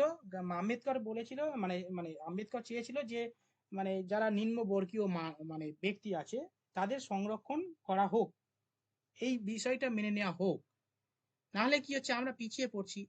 এই যে সংরক্ষণের দাবি, যেমন সংরক্ষণ মানে কি মানে রিজার্ভেশন, এখন যে বিভিন্ন রিজার্ভেশন আছে না, রিজার্ভেশন করতে হবে। মানে রাজনীতি মানে ধরো পার্লামেন্টে যদি পঞ্চায়েত থেকে শুরু করে লোকসভা নির্বাচনে সব যে দেখবে যে কোটা রয়েছে, মানে কি সংরক্ষণ রয়েছে। এই ধরনের সংরক্ষণ মানে এইটা মানে হরিজন মানে নিম্নবর্গীয় মানুষদের যে সংরক্ষণ এই আম্বেদকর যেটা চেয়েছিল। গান্ধীজি বলছে যে এরকম ভাবে সংরক্ষণ করলে বা সম্প্রদায়ের গত ভিত্তিতে যদি এরকম আলাদা আলাদা করে করে দেওয়া হয় তাহলে তো একটা মানে সমস্যা তৈরি হবে। সেইখানে গান্ধীজি অনশন করছে। এবার আম্বেদকর বলছে ভাই তুমি বুঝলে না, এরকম অনশন করলে কি হবে, আমার কথাটা শোনো। কি কথা বলছে? আমাদের সংরক্ষণ না করলে আমরা কোথায় যাব? আমরা তো নিচু তলার মানুষ, নিম্নবর্গীয় মানুষ, আমাদের কে দেখবে? আমাদের সংরক্ষণের বিষয়টা মেনে নিতে হবে। গান্ধীজি বুঝলো, বলছে হ্যাঁ ঠিক আছে ভাই আমি মেনে নিচ্ছি। চলো এই সংরক্ষণ অর্থাৎ এই মানে এই নিম্নবর্গীয় মানুষদের যে সংরক্ষণ এই বিষয়টা প্রস্তাবটা মেনে নিল। আর গান্ধীজি অনশন খাওয়া শুরু করে দিল আর কি, ঠিক আছে, অনশন ভেঙে দিল। এই হচ্ছে পুনা চুক্তিটা চুক্তি। কি বললেন স্যার? চুক্তিটা পুনা চুক্তি, লেখো পুনা চুক্তি। এবার লেখো 1934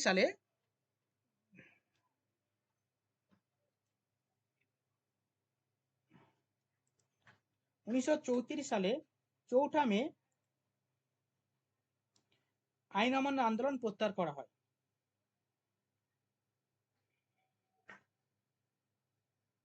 এখানে অনেক আছে, জনগণ আছে, প্রিপারেশন কিন্তু চাবুকের মতো প্রিপারেশন, ঠিক আছে? চাবুকের মতো প্রিপারেশন, চালিয়ে যাও তোমরা, ঠিক আছে? মানে আমি তো মানে বুঝতে পারছি কিছু, কিছুটা ফিল করতে পারছি, ঠিক আছে? তো প্রিপারেশন কিন্তু সবাইয়ের একদম মানে অনেকটা লেভেলে চলে গেছে, অনেকটা লেভেলে চলে গেছে, অনেকটা হাই লেভেলে চলে গেছে। আরো হাই লেভেল করাবো তোমাদের, ঠিক আছে? সেইভাবে পড়ে যাও। ভালো লাগলো তার জন্য। নেক্সট লেখো।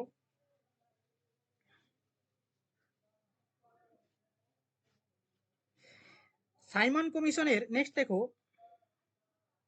সাইমন কমিশনের রিপোর্টের ভিত্তিতে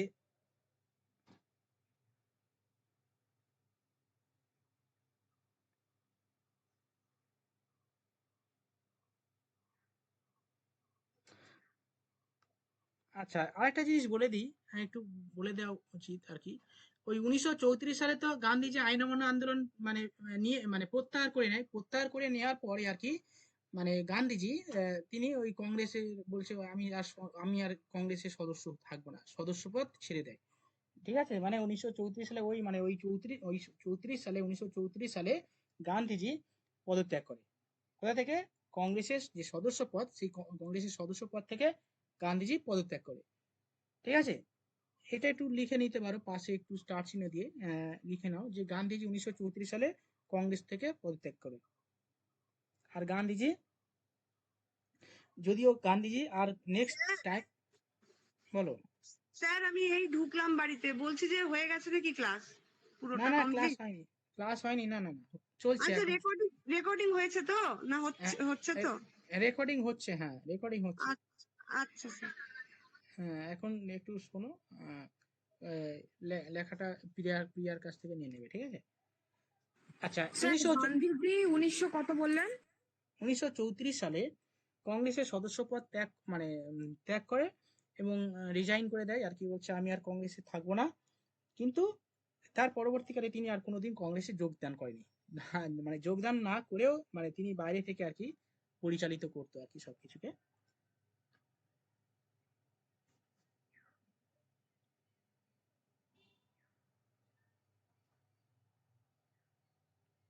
নেক্সট লেখো, সাইমন কমিশনের রিপোর্টের উপর ভিত্তি করে 1935 সালে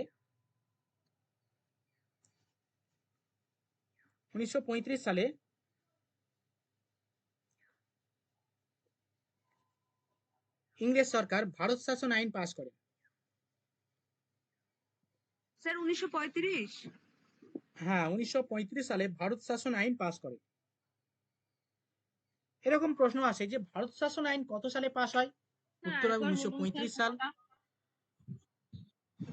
দেখো, সাইমন কমিশনের উপর ভিত্তি করে সাইমন কমিশন কত সালে আসে ভারতে, মনে আছে? 27। 1927। 27 সালে গঠিত হয়েছিল। 28 দিল্লিতে এসেছিল স্যার। তো 28 লিখিয়েছিল। সাইমন কমিশন কত সালে ভারতে আসে? 1927। সাইমন 1928 সালে, 27 সালে 1928 হবে, 1928। 1928 সালে। ও বাবা, সাইমন কমিশন এসেছিল 1928-এ? হ্যাঁ স্যার।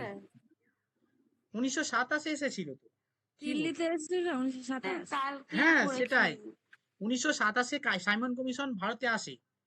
1928-এ 27 সালে কমিশন গঠিত হয়েছিল। হ্যাঁ, 1928 সালে কমিশন গঠিত হয়, প্রশ্ন আলাদা, মানে প্রশ্ন আলাদা। 1927-এ ভারতে আসে, দিল্লিতে আসে এবং 1928-এ গঠিত হয়। আবার আমি তারিখ বলেও দিয়েছিলাম যে এর মধ্যে আবার চলে যায়, ব্যাক করে কত সালে? স্যার স্যার বলছি যে 1934 সালে গান্ধীজি কি পদত্যাগ করলেন বললেন একটা? গান্ধীজি কংগ্রেসের সদস্যপদ ত্যাগ করেন। 34 তো? হ্যাঁ, চলো এবার লেখো। তো ওইটা আরেকবার বলুন, সাইমন কমিশনের রিপোর্টের ভিত্তিতে 1935 সালে 1935 সালে কি বলেছিলাম গো? 1935 সালে সাইমন কমিশনের উপর রিপোর্টের উপর ভিত্তি করে ভারত শাসন আইন পাস হয়। ইংরেজ সরকার ভারত শাসন আইন পাস করেন। হ্যাঁ,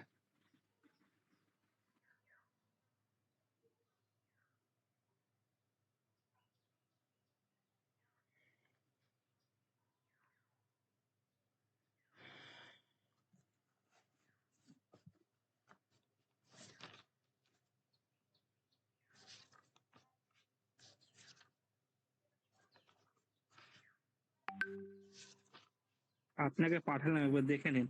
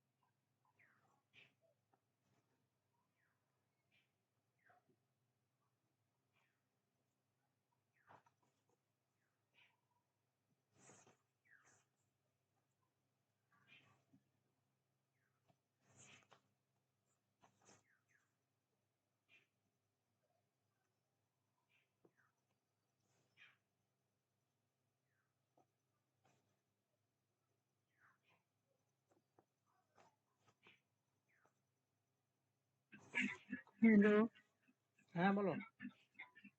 আমি কিছুই শুনতে পাচ্ছিলাম না এতক্ষণ। আমি কিছু বলিনি। স্যার ও আচ্ছা, হ্যাঁ বলো। বলছি 1928 হবে না কেন?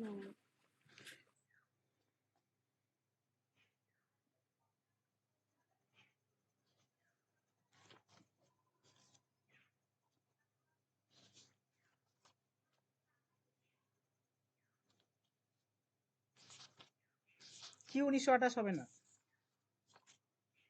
ওই যে ভারতে এসেছিল সাইমন কমিশন, ওই সালটা 88 তো হবে স্যার।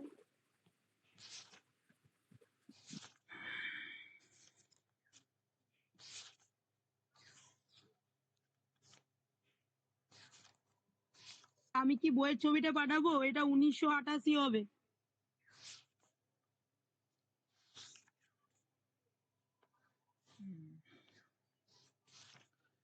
আচ্ছা আমি খাতায় কি লিখেছিলাম?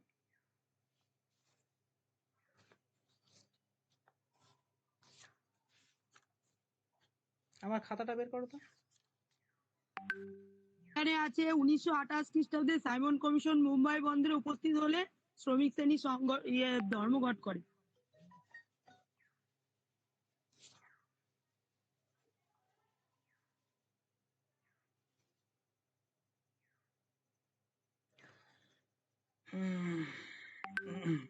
দাঁড়াও দেখে নি একটু।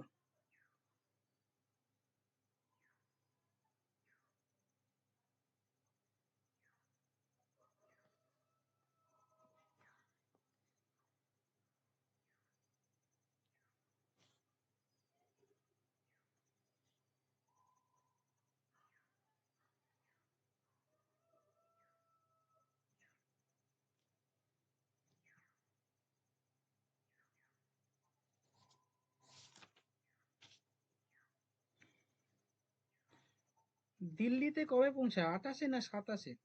সাইমন কমিশন 28-এ ভারতে আসে এখানে। হ্যাঁ হ্যাঁ দেখে নিয়েছি। 1927 সালে নভেম্বরে সাইমন কমিশন 1927 সালে গঠিত হয়েছিল। ব্রিটিশ সরকার 1927 সালে ভারত সরকার। আচ্ছা 1927 সালে সাইমন কমিশন গঠিত হয়, ঠিক আছে। 1927 সালে সাইমন কমিশন গঠিত হয়, 28-এ ভারতে আসে।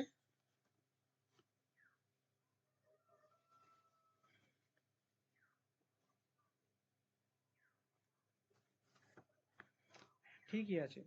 1927-এ ভারত 1927 সালে গঠিত হয় 1927 সালে, ভারতে আসে 1928।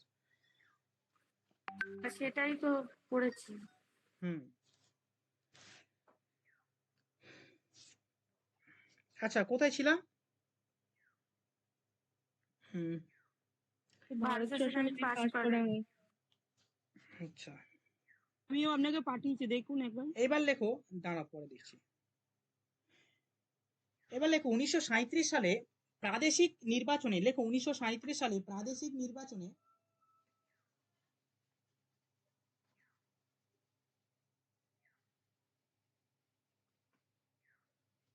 1937 সালে প্রাদেশিক নির্বাচনে, আর ব্র্যাকেটের মধ্যে লিখে নাও কতগুলো প্রদেশ ছিল, লিখে নাও 11টি প্রদেশ ছিল।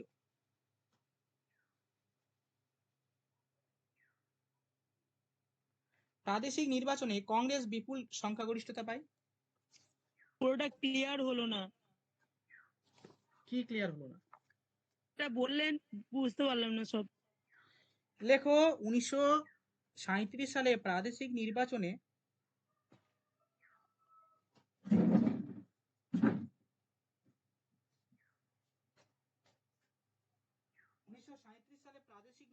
কংগ্রেস বিপুল সংখ্যাগরিষ্ঠতা পায়।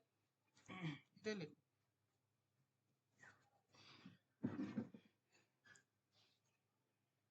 কংগ্রেস মাদ্রাজ, উত্তরপ্রদেশ, বিহার,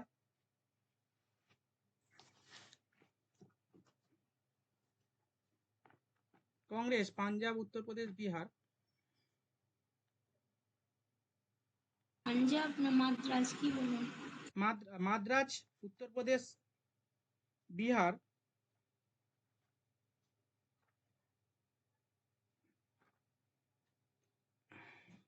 এবং উড়িষ্যায় একক সংখ্যাগরিষ্ঠতা লাভ করে।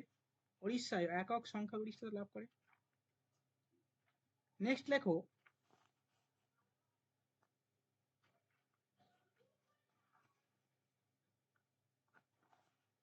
পাঞ্জাব এবং উড়িষ্যায় কি বললেন?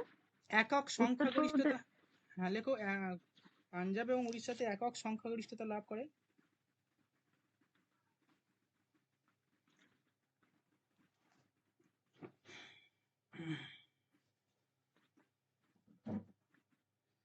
একক সংখ্যাগরিষ্ঠতা লাভ করে। হয়েছে? এবার লেখো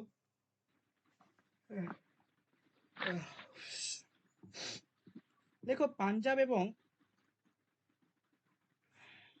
সিন্ধু প্রদেশে কংগ্রেস ভালো ফল করেনি।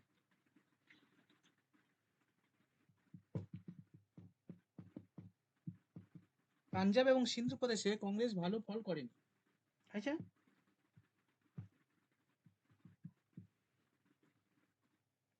নেক্সট লেখো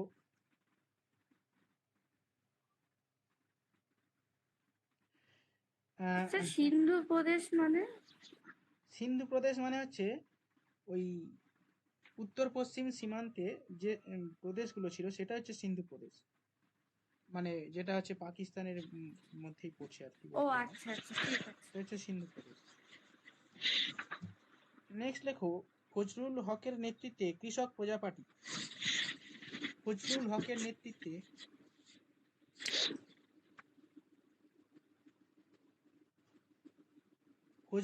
ফজলুল হকের নেতৃত্বে কৃষক। বলুন নামটা। দেখো ফজলুল হকের নেতৃত্বে কৃষক প্রজা পার্টি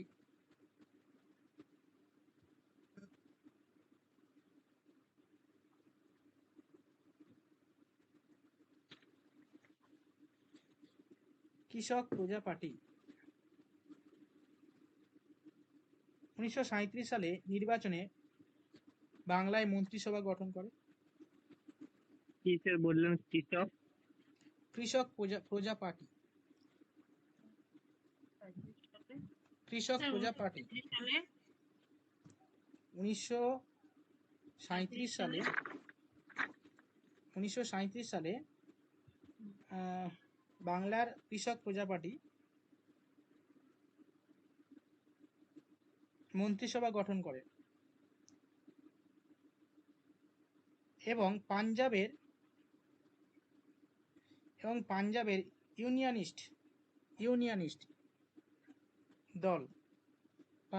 ইউনিয়নিস্ট দল সরকার গঠন করে।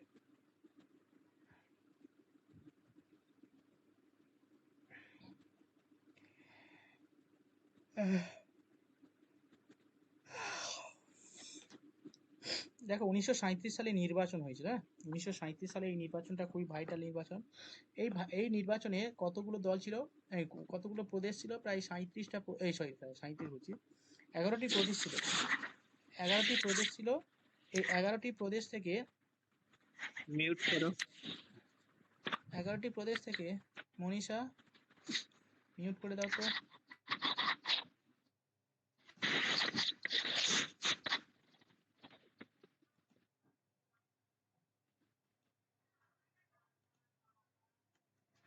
দেখো উম,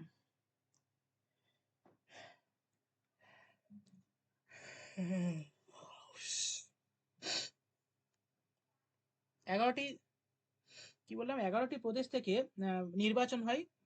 এই যে নির্বাচন হয় 1937 সালে যে নির্বাচন হয়, এই নির্বাচনে কতগুলো প্রদেশ ছিল? 37টা, এই সরি, কেন 37 বার বলছি, 1937 সালে নির্বাচন, আমি শুধু 37 সাল, 1937 সালের নির্বাচনে 11টি প্রদেশ থেকে যে নির্বাচন হয়েছিল, সেই প্রদেশগুলো থেকে সমস্ত মানে অঞ্চলে সমস্ত জায়গাতে কংগ্রেস একক সংখ্যাগরিষ্ঠতা লাভ করে, কিন্তু পাঞ্জাবে এবং বাংলাতে তারা কংগ্রেস সংখ্যাগরিষ্ঠতা লাভ করতে পারেনি।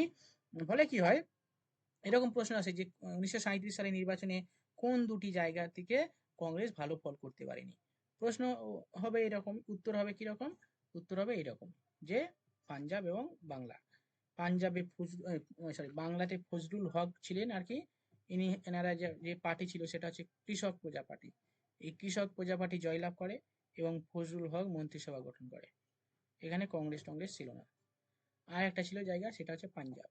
এই পাঞ্জাবেও সেম প্রসেসে, মানে পাঞ্জাবে হচ্ছে ইউনিয়নিস্ট দল হচ্ছে সরকার গঠন করে। চলো পরে। সিন্ধু বললেন যে সিন্ধুটা কি আলাদা? হ্যাঁ, ওই পাঞ্জাব সিন্ধু ওই একই, মানে পাশাপাশি। আলাদা। পাশাপাশি পাঞ্জাব সিন্ধু। পাঞ্জাব ও সিন্ধু, গুজরাট ও মারাঠা। এখন সিন্ধু যদিও আমরা জনগণ মানে অধিনায়ক ও জয় হে, না সরি, পাঞ্জাব ও সিন্ধু, গুজরাট ও মারাঠা, যদিও সিন্ধুটা আমাদের এখানে নেই, অল্প বিস্তর আছে।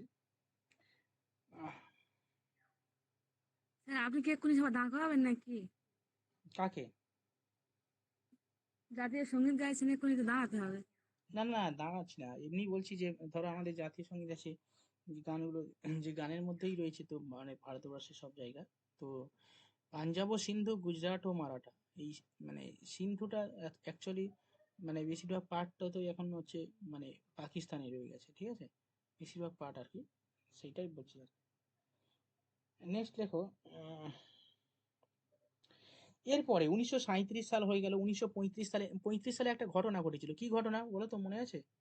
কি হয়েছিল 1935 সালে? ভারত শাসন আইন 1935 সালে ভারত শাসন আইন। 1935 সাল হলো, 1937 সাল হলো, 37 সালও খুবই গুরুত্বপূর্ণ। 1937 সালের পরের একটা সাল, যে সালটা খুবই গুরুত্বপূর্ণ, 1938 সাল। এইখানে 1938 সালে কি হয়েছিল? আমাদের একজন বাঙালি, যিনি কিনা কংগ্রেসের কি হয়েছিল, হরিপুরা অধিবেশন বসেছে। সুভাষচন্দ্র বোস। সুভাষচন্দ্র বোস হরিপুরা অধিবেশনে প্রেসিডেন্ট হয়েছিলেন, এবং ইনিই প্রথম প্রেসিডেন্ট যিনি কিনা নির্বাচনে, মানে যদিও তখন হচ্ছে নির্বাচনের মাধ্যমে তিনি, মানে এই সুভাষচন্দ্র বোস মানে বিনা মানে 1938 সালে হরিপুরা অধিবেশন অনুষ্ঠিত হয়। লিখে নাও, লিখে নাও। দেখো, 1938 সালে হরিপুরা অধিবেশনে কংগ্রেস, এই হরিপুরা অধিবেশনে, লিখবো স্যার? হ্যাঁ অবশ্যই, 1938 সালে নেতাজি সুভাষচন্দ্র বোস হরিপুরা অধিবেশনে, স্যার 37 বললেন না এক্ষুনি? না না 37 কেন হবে, 38 হবে। 1938। হরিপুরা অধিবেশনে গান্ধীজি, এই সরি গান্ধীজি কেন বলবে, মাথা হ্যাং করছে। 1938 সাল, এই হয় 1938 সালে নেতাজি সুভাষচন্দ্র বোস হরিপুরা অধিবেশনে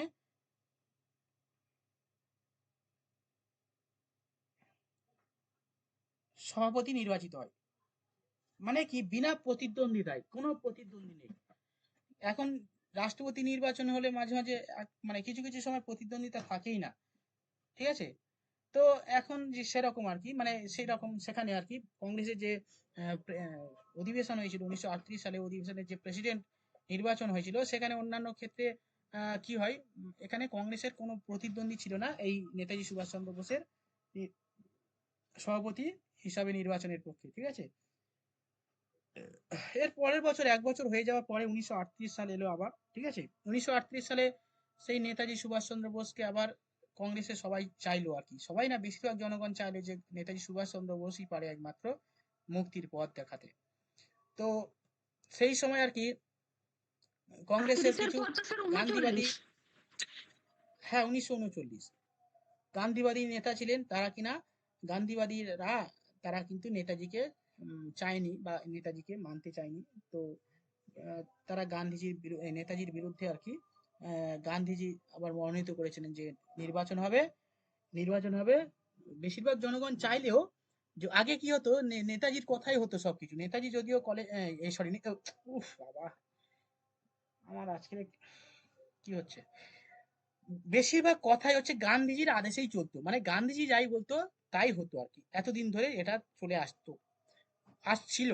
1938 সালে যখন নেতাজি সুভাষচন্দ্র বোস কংগ্রেসের প্রেসিডেন্ট হয়, এবং এর পরের বছর আর কি পরের বছরই নেতাজি সুভাষচন্দ্র বোসকে সবাই চেয়েছিল প্রেসিডেন্ট হিসাবে। কিন্তু গান্ধীবাদী কয়েকজন বা গান্ধীজির নেতৃত্বাধীন পরিচালিত যে সংগঠন বা তারা কিন্তু নেতাজি সুভাষচন্দ্র বোসকে চায়নি, কারণ তাদের সঙ্গে নেতাজি সুভাষচন্দ্রের মতাদর্শ মিল ছিল না। সেইখানে কি হলো, তাকে চাইতো না। ফলে কি হলো, গান্ধীজি আবার যে নির্বাচনে গান্ধীজি তার মনোনীত প্রার্থীকে মনোনীত করেন।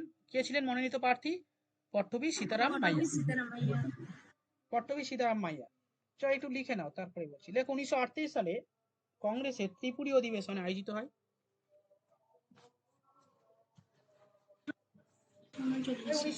1939 হরিপুরা হয়ে গেছে, এবার লেখো ত্রিপুরা 1939। আমি ভুল বললে একটু মানে ত্রিপুরাটা কি এই নর্থ ইস্টের রাজ্যের কথা বলছেন না? এটা কোথায় আছে এটা? ত্রিপুরা না, ত্রিপুরী অধিবেশন, নট ত্রিপুরা। অন্ধ্রপ্রদেশের ত্রিপুরী অধিবেশন।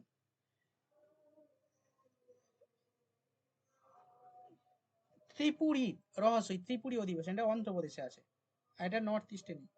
ত্রিপুরা হচ্ছে নর্থ ইস্ট।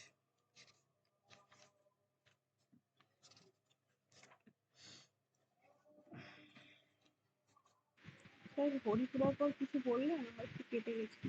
হ্যাঁ, হরিপুরার পরে অনেক কিছু বলেছি। লেখো হরিপুরার পর কি বলেছি, লেখো 1939 সালে কংগ্রেসের ত্রিপুরী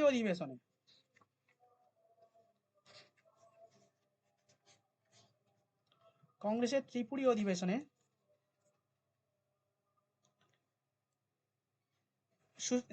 সুভাষচন্দ্র বোসকে পুনরায় সভাপতি করার দাবি উপস্থাপিত হয়।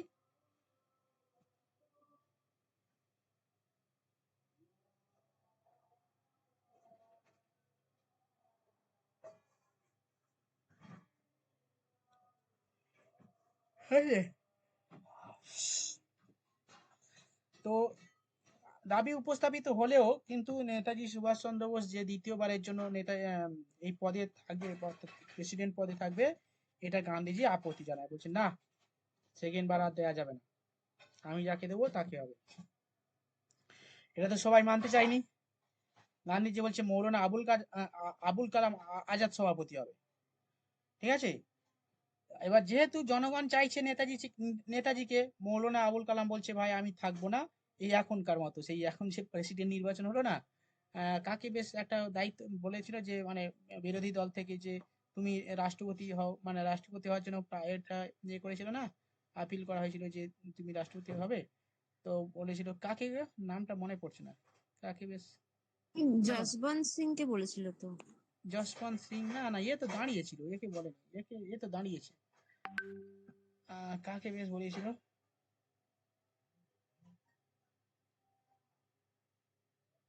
এলকে আদবানি নাকি? না সেলকে আদমি না, কি এরকম টাইপ কিছু নাম ছিল, মনে পড়ছে না, কি গো, হ্যাঁ।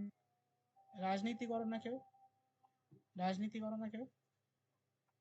পলিটিক্স করো না কেউ, করা উচিত, পলিটিক্স থেকে দূরে স্যার। একদম করা উচিত না। করা উচিত না, কিন্তু খবরটা রাখতে হবে, কারেন্ট অ্যাফেয়ার্সে পড়ে যাবে। এইটা বলতে পারেন, খবর রাখা উচিত কিন্তু করা উচিত না। হ্যাঁ, উপরাষ্ট্রপতি যিনি হয়েছেন জগদীপ ধনকর, একে মনে হয় জগদীপ ধনকর, না একে বলেনি, এ তো হবেই, বললেই হবে। এবার মনে পড়েছে, যখন এটা বলেছিলে এটা গোপাল কৃষ্ণ গান্ধীকে বলা হয়েছিল, কিন্তু ইনি করেনি, মানে ইনি হয়নি আর কি। ঠিক আছে, গোপাল কৃষ্ণ গান্ধী, হ্যাঁ ঠিকই আছে। ইনি পশ্চিমবঙ্গের একবার ছিলেন আর কি, পশ্চিমবঙ্গের রাজ্যপাল ছিল গোপাল কৃষ্ণ গান্ধী। তো যাই হোক, তো মৌলানা আবুল কালাম আজাদকে বলা হয়েছিল যে সভাপতি হওয়ার জন্য, কিন্তু মৌলানা আবুল কালাম আজাদ রাজি হয়নি।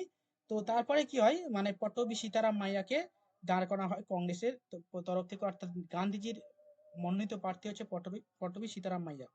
ঠিক আছে, তো লিখে নাও, গান্ধীজি নেতাজির বিরুদ্ধে গান্ধীজি পট্টবী সীতারাম মাইয়াকে প্রার্থী হিসাবে স্থির করেন।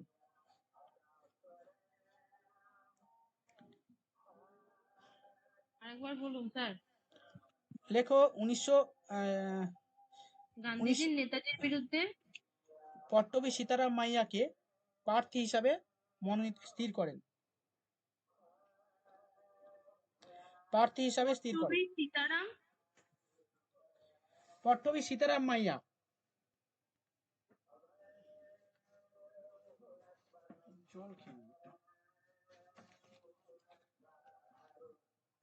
পট্টবী সীতারাম মাইয়া নেক্সট লেখো স্থির করেন।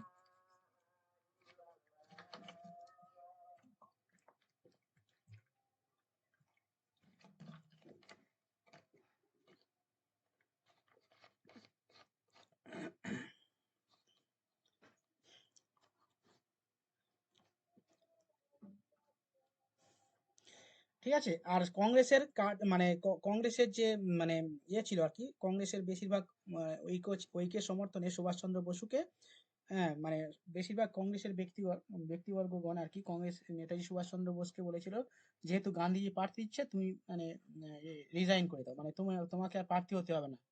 কিন্তু গান্ধীজি, এই নেতাজি সুভাষচন্দ্র বলছেন না, আমাকে দেশের স্বার্থে আমাকে এখানে থাকতে হবে। ঠিক আছে, দেশের স্বার্থে আমাকে এখানে থাকতে হবে, এবং স্যার তিনি ও গান্ধীজি তো 1939 সুভাষচন্দ্র বসু তো জাতীয় কংগ্রেসের সভাপতি থেকে পদত্যাগ করেছিল, তারপরে তো তার অনুগামীদের নিয়ে ফরওয়ার্ড ব্লক তৈরি করেছিল। আরে সেটা তো পরে পরে পরে দাঁড়াও, তুমি একটু গল্প শোনো, তারপরে আসছি তোমার কথায়। ঠিক আছে, ওই গল্প দেরি আছে। বুঝলা, পদত্যাগ কোথায় করবে, আগে নির্বাচনে জিতুক, তারপরে তো পদত্যাগ করার গল্প আসবে। গল্পটা কি, গল্পটা শোনো, গল্পটা হচ্ছে গান্ধীজি, যে কি বললাম, গান্ধীজি বলেছিল যে দ্বিতীয় নির্বাচনে নেতাজি সুভাষচন্দ্র বোসকে দেওয়া হবে না। কেন? কারণ হচ্ছে প্রথমবার একবার তোর সভাপতি হয়ে গেছে, সেইখানে গান্ধীজি বিরোধ ছিল যে নেতাজি সুভাষচন্দ্রকে দেওয়া হবে না। কালামকে বলা হয়েছিল, মানে কালাম আজাদ, আজাদ কালাম, মানে মানে আবুল কালাম আজাদ, মৌলানা আবুল কালাম আজাদকে বলা হয়েছিল, কিন্তু আবুল কালাম আজাদ প্রার্থী হতে চাননি, এবং তিনি তার পরবর্তীকালে পট্টবী সীতারাম মাইয়াকে নির্বাচনে দাঁড় করায়, তার মনোনীত প্রার্থী হিসাবে নির্বাচনে দাঁড় করে।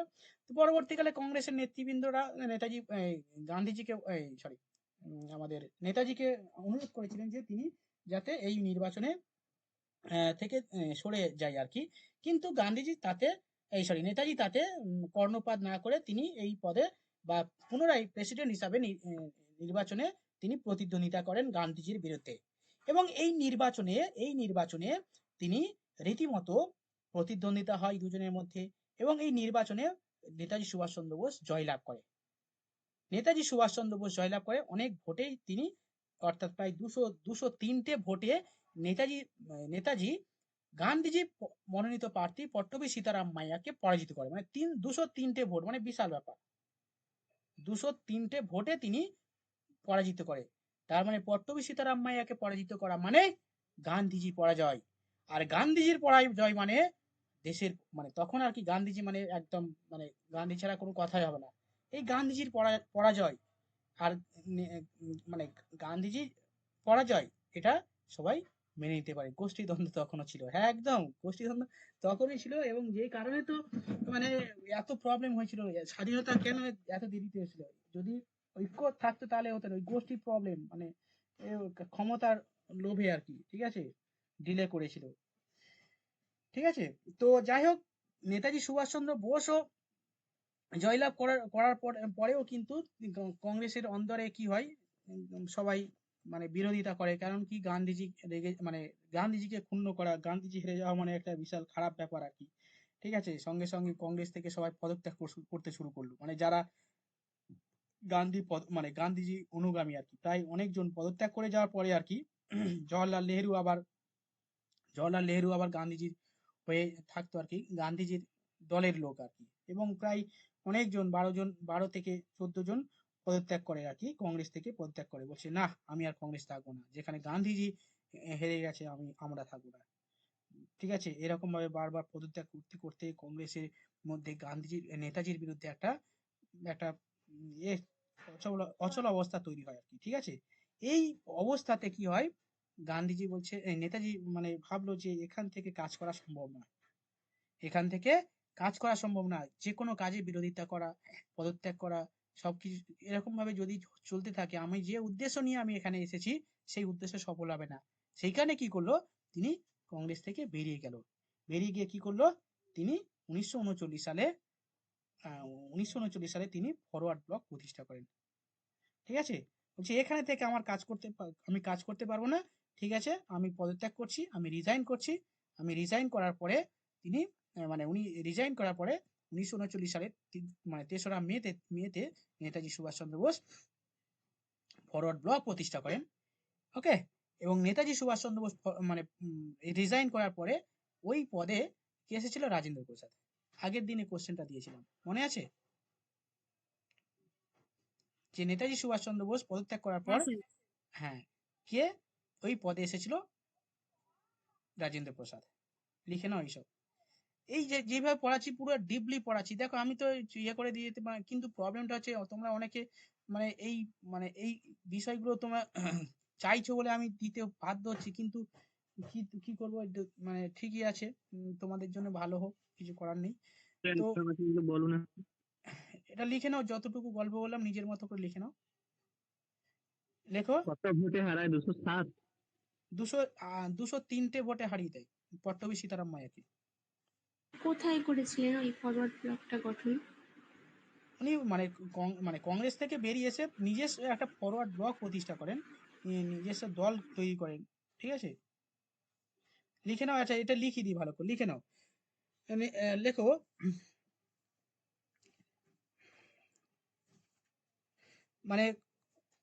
কংগ্রেসের লেখো 1939 সালে 3রা মে সুভাষচন্দ্র বোস, যেমন ধরো এই 1923 সালে ফরওয়ার্ড ব্লক প্রতিষ্ঠা হয়েছিল, জানো, মনে আছে? ওই চিত্তরঞ্জন দাস, মতিলাল নেহেরু কংগ্রেস থেকে কংগ্রেসের ভেতরে আর কি স্বরাজ দল প্রতিষ্ঠা করেছিলেন। তো সেরকম আর কি, কংগ্রেসের থেকে আর কি তিনি ওখান থেকে রিজাইন করে দিয়ে তিনি ফরওয়ার্ড ব্লক প্রতিষ্ঠা করেন 1939 সালে 3রা মে। এই সালটা মনে রাখবে, আর তারিখটাও মনে রাখবে, 3রা মে।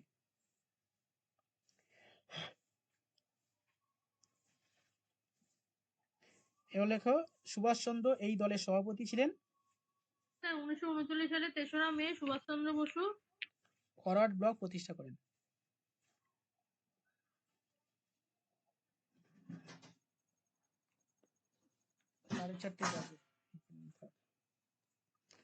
তো আজকের একমাত্র যতটুকু উদ্দেশ্য নিয়ে শুরু করেছি ততটুকু সফল হয়েছে, এর আগে কোনোদিন সফল হয়নি। এটা কি, খুব লেখা কম হয়েছে আজকে, সবাই চুপচাপ ছিল, খুবই খুব লেখাতে পারলাম, খুব সবাই চুপচাপ ছিল, কেউ কথা বলেনি এক্সট্রা। ঠিক আছে, ফলে কি হয়, আমি 1939 থেকে দেখো কমপ্লিট করে দিয়েছি। 1930 থেকে শুরু করেছিলাম, 1939 কমপ্লিট হয়ে গেল। স্যার, ফরওয়ার্ড ব্লক 1939 3রা মে। 3রা মে। নেক্সট দেখো, সুভাষচন্দ্র এই দলের সভাপতি ছিলেন এবং সহসভাপতি ছিলেন সর্দার শার্দুল সিং। এটা যদিও অতটা আসবে না, লিখে নাও। সভাপতি ছিলেন সুভাষচন্দ্র বোস এবং সহসভাপতি ছিলেন সর্দার শার্দুল সিং। ফরওয়ার্ড ব্লকের সহসভাপতি? হ্যাঁ হ্যাঁ হ্যাঁ হ্যাঁ, শার্দুল সিং। সহসভাপতির নামটা একটু বলুন। দেখো, শার্দুল সিং পাঞ্জাবের লোক।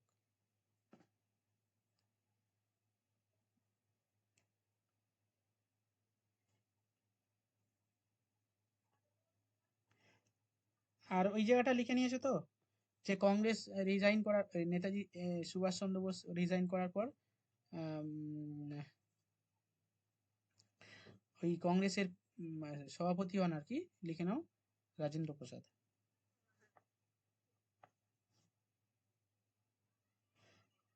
ঠিক আছে, এই হলো 39-এর গল্প।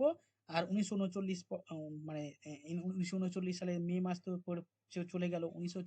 মে মাসের পরে আর কি ঠিক সেম মানে 3 তারিখে ফরওয়ার্ড ব্লক প্রতিষ্ঠা হয়। আর ওই বছর অর্থাৎ 1939 সালে 1939 সালে 3রা মে তো হয়ে গেল। তার 1 মাস পর আবার হচ্ছে কি হয়, পৃথিবীতে এমন একটা দামা বেজে যায়, কি বিশ্বকাপ নাকি বিশ্বযুদ্ধ, কিসের দামা বেজে যায়? বিশ্বযুদ্ধ, দ্বিতীয় বিশ্বযুদ্ধ। দ্বিতীয় বিশ্বযুদ্ধের দামা বেজে যায়। এখন হচ্ছে বিশ্বকাপের যেমন দামা বেজে ডেটটা যায় কত স্যার 1939-এর কি বিশ্বযুদ্ধের? 3রা মে, এই 3রা মে না, 3রা সেপ্টেম্বর, 1 মাস পর দ্বিতীয় বিশ্বযুদ্ধ শুরু হয়ে যায়। আমার গল্প শেষ। স্যার, হ্যাঁ বলো। সুভাষ বসু যখন ছাড়লেন পদত্যাগ করতে, তারপরে কে হয়েছিলেন প্রেসিডেন্ট? রাজেন্দ্র প্রসাদ। আগের দিনে কোশ্চেনটা দিয়েছিলাম, চন্দন ভাই মনে হচ্ছে পারোনি, পারোনি এটা? করেছিলেন, এখন মনে আসছিল না। হ্যাঁ স্যার ওটা খুব ভুল হয়, খালি মৌলানা আবুল কালাম আজাদের কথাটা মনে হয়। না না, এটা চলো এই হোক, মানে বিষয়টা এখান থেকে এই পর্যন্ত পড়ে আসতে হবে। মোটামুটি পড়ালাম, আর মোটামুটি সবাই বোঝা গেছে তো আশা করি। হ্যাঁ স্যার। স্যার, আইন অমান্য আন্দোলন যে প্রত্যাহার করে নিল, হ্যাঁ, এইখানটা কি জন্য করলো একটু বলে দেন না? অ্যাকচুয়ালি এটা হচ্ছে আইন অমান্য আন্দোলনের দ্বিতীয় পর্যায়ে আর কি। দ্বিতীয় পর্যায়ে কেন প্রত্যাহার করে নিল, সেখানে কেন আইন অমান্য আন্দোলনের প্রথম দিকটা খুবই ভালো জায়গায় ছিল আর কি, কিন্তু তারপরে আস্তে আস্তে নিস্তব্ধ হয়ে মানে নিস্তেজ হয়ে পড়ে আইন অমান্য আন্দোলন। ঠিক আছে, অ্যাক্টিভ ছিল না আইন অমান্য আন্দোলন, খুব একটা অ্যাক্টিভ ছিল না। ঠিক আছে, মানে কংগ্রেস নিজে থেকেই আর কি, কংগ্রেস নিজে থেকেই আইন অমান্য আন্দোলন প্রত্যাহার করে নেয়, যে এমন একটা বিশাল বড় উম, ঘটনা ঘটে যাওয়ার পরে আর কি আইন অমান্য আন্দোলন প্রত্যাহার করে নেবে, সেরকম কোনো ঘটনা ঘটেনি এখানে। ঠিক আছে, যেমন অসহযোগ আন্দোলনের সময় হয়েছিল, কি কারণে আন্দোলন প্রত্যাহার করা হয়েছিল? চৌরি চৌরা ঘটনা। আজকে ক্লাসটা খুব ভালো লাগলো জুলি, তাই স্পেশালিটি কি কারণে ক্লাসটা ঠিকঠাক আছে। ঠিকঠাক আছে না? একদম ভালো হয়েছে। হ্যাঁ অ্যাকচুয়ালি অনেকদিনই ঠিকঠাক থাকে। সেকেন্ড ওয়ার্ল্ড ওয়ারের ডেটটা একটু বলবেন? হ্যাঁ, সেকেন্ড ওয়ার্ল্ড ওয়ারের ডেটটা? সেকেন্ড ওয়ার্ল্ড ওয়ার ওই 3রা সেপ্টেম্বর, 3রা সেপ্টেম্বর। স্যার কালকে স্যার আজকে তো পরীক্ষা। হ্যাঁ আজকে কোশ্চেন দেব, আর কালকে কিছু কোশ্চেন নিয়ে আজকে পরীক্ষা হবে। ঠিক আছে, আর কোশ্চেন থাকলে বলো।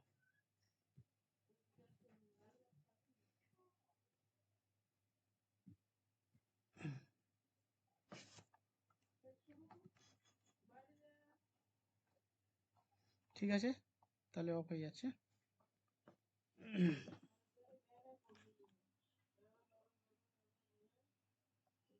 ঠিক আছে, কোশ্চেন আছে, কোশ্চেন বলবে কেউ? না স্যার। বলছি স্যার, স্কুল সার্ভিসের জন্য স্যার এত ডিপলি পড়ার দরকার আছে? অ্যাকচুয়ালি আমি যেটা পড়াই না, মানে আমি সব বিষয়ের উপর মানে মানে এমন ভাবে পড়াই আর কি, মানে কোনো মানে জায়গায় স্কুল ফাঁক সার্ভিস পাবে না। কি জন্য বলছি আমি, মানে ইয়ের জন্য, হ্যাঁ প্রিলিমিনারির জন্য বলছি। হ্যাঁ প্রিলিমিনারি এরকম নয় যে প্রিলিমিনারিতে সহজ প্রশ্ন দেবে, এরকম তো বলে দেয়নি স্কুল সার্ভিস থেকে। অ্যাকচুয়ালি আমি না না, যেটা তা বলছি পড়াচ্ছি, না, ওইটা আছে প্রিলিমিনারি অ্যাকচুয়ালি সিলেবাসটা কি? সিলেবাস হচ্ছে সিলেবাস হচ্ছে এই জিকে পার্ট রয়েছে, হিস্ট্রি, জিওগ্রাফি, পলিটি রয়েছে, কারেন্ট অ্যাফেয়ার্স রয়েছে, আর ম্যাথ রয়েছে, আর ইংলিশ রয়েছে। হ্যাঁ, এই হচ্ছে সিলেবাস। আর সাইকোলজি পার্টটা আছে? হ্যাঁ সাইকোলজি এখনো যদিও সেটা সঠিকভাবে বলে দেয়নি যে সাইকোলজি আসবে কিনা বা থাকবে কিনা, সেটা বলে দেয়নি। তবে থাকতে পারে, আবার এরা নতুন ভাবে কি করতে পারে কি করে। আর একটা জিনিস আমি এইভাবে পড়াচ্ছি যাতে সমস্ত ধরনের পরীক্ষার প্রিপারেশন নেওয়া হয়, বা যারা এখানে পড়ছে তারা জেনে গেছে। তো এমনভাবে পড়াচ্ছি, বিসিএস লেভেলে পড়াচ্ছি। ঠিক আছে, ডিপ লেভেল পড়াচ্ছি। তো কেন পড়াচ্ছি, কারণ সেখান থেকে ফাঁক যাতে না হয়, ফাঁক না যায়। আমি এমনভাবে পড়াবো তখন বলে স্যার এখান থেকে এটা গ্যাপ দিয়ে চলে গেলেন, এটা পড়লো। আমি যখন কোনো একটা টপিক পড়াই, তুমি হয়তো নতুন সেখানে জানো না, যখন কোনো একটা টপিক পড়াই সেই টপিক থেকে পুরো ডিপলি যত মানে যেভাবে পড়ানো যায় বা যতটুকু দরকার আর কি পুরোটাই আমি কভার করে দিই, ঠিক আছে? সেটা ম্যাথ বলো আর যে কোনো সাবজেক্ট বলো, হিস্ট্রি, জিওগ্রাফি, পলিটি থেকে শুরু করে সায়েন্স থেকে শুরু করে যে টপিকটা ধরি সেই টপিকটা পুরো বেস লেভেল থেকে পড়িয়ে দিই। কি হয় এর পরবর্তীকালে যে কোনো পরীক্ষার ক্ষেত্রে আর সেখানে আর বাঁধবে না, ঠিক আছে? এটা করি আর কি, এইভাবে পড়াই। আর এরকম করি না যে একটা চ্যাপ্টার থেকে আমি 10টা বা 20টা বা এমসিকিউ দিয়ে দেবো, এরকম ভাবে করাই না, বুঝতে পেরেছো? হ্যাঁ স্যার, বলছি আর একটা কথা বলছিলাম হ্যাঁ, যে আড়াইটার টাইমটা একটু এগিয়ে মানে ইয়ে করলে হয় না? 3:15, 10:15 বা 3:30 এরকম করলে হয় না স্যার? সুবিধা হয় আর কি। অন্যজনের কি অসুবিধা যায় না তো? আমার সুবিধা খুব অসুবিধা। সুবিধা বলতে কি বলতো, আমার তো আবার বিকালে পড়ানো থাকে, ওইদিকে দেরি করে শুরু করলে পড়াটা বেশি হবে না, এই আর কি। আমাকে নাহলে আচ্ছা, অনেকে তো রিকোয়েস্ট করেছে, স্কুলে থাকে, কলেজে থাকে, এই যে পৃথা বলে এই মেয়েটা কলেজে পড়ায়, তো কলেজে পড়াই, তো সেই কারণে অনেকে রিকোয়েস্ট করে, কিন্তু আমি করতে পারি না। কারণটা কি, রেকর্ডটা এই ধরো 8 ঘন্টা বা একটু রেকর্ডটা শুনে নেবে, বাকিটা টাইম 3:15 ধরো, 3:15 থেকে ক্লাস করো তোমরা, যদি করো আর কি, 8 ঘন্টায় হচ্ছে 20 মিনিট 25 মিনিট একটু দেখে নেবে রেকর্ডিংটা, ঠিক আছে? ঠিক আছে স্যার, থ্যাংক ইউ স্যার। কারণ আমি যদি 3:15 থেকে শুরু করি তাহলে কি হয়, বেশি পড়া হবে না, হ্যাঁ, ঠিক আছে? হ্যাঁ, বলো। স্যার আগের দিন একটা কোশ্চেন দিয়েছিল না, অ্যানিমিয়া রোগ হয় পিরিডক্সিনের অভাবে। পিরিডক্সিনটা কি একটু বলে দিন তো। অ্যানিমিয়া রোগ হয়, সে কি গো? প্রশ্ন অপশন ওটা ছিল না তো, কি বলছো? দেখি আমাকে স্ক্রিনশটটা দাও। এই যে অ্যান্সারটা দিয়েছেন ওটা থেকে মিলিত করেছি। অপশন একটু দাও না, একটু দেখি প্রশ্নটা, মাথা এমনি কাজ করছে না, কি বলছো? গ্রুপে পাঠিয়ে দাও, আমি দেখে দিচ্ছি, হ্যাঁ? চলো, দেখো কিভাবে করবে, একটু চেষ্টা করো, হ্যাঁ? দেখছি কি করা যায়। চলো নাহিদ আমাকে পাঠিয়ে দাও, আমি দেখে নিচ্ছি, বুঝলে? হ্যাঁ রাখছি। ঠিক আছে স্যার। হুম, হুম।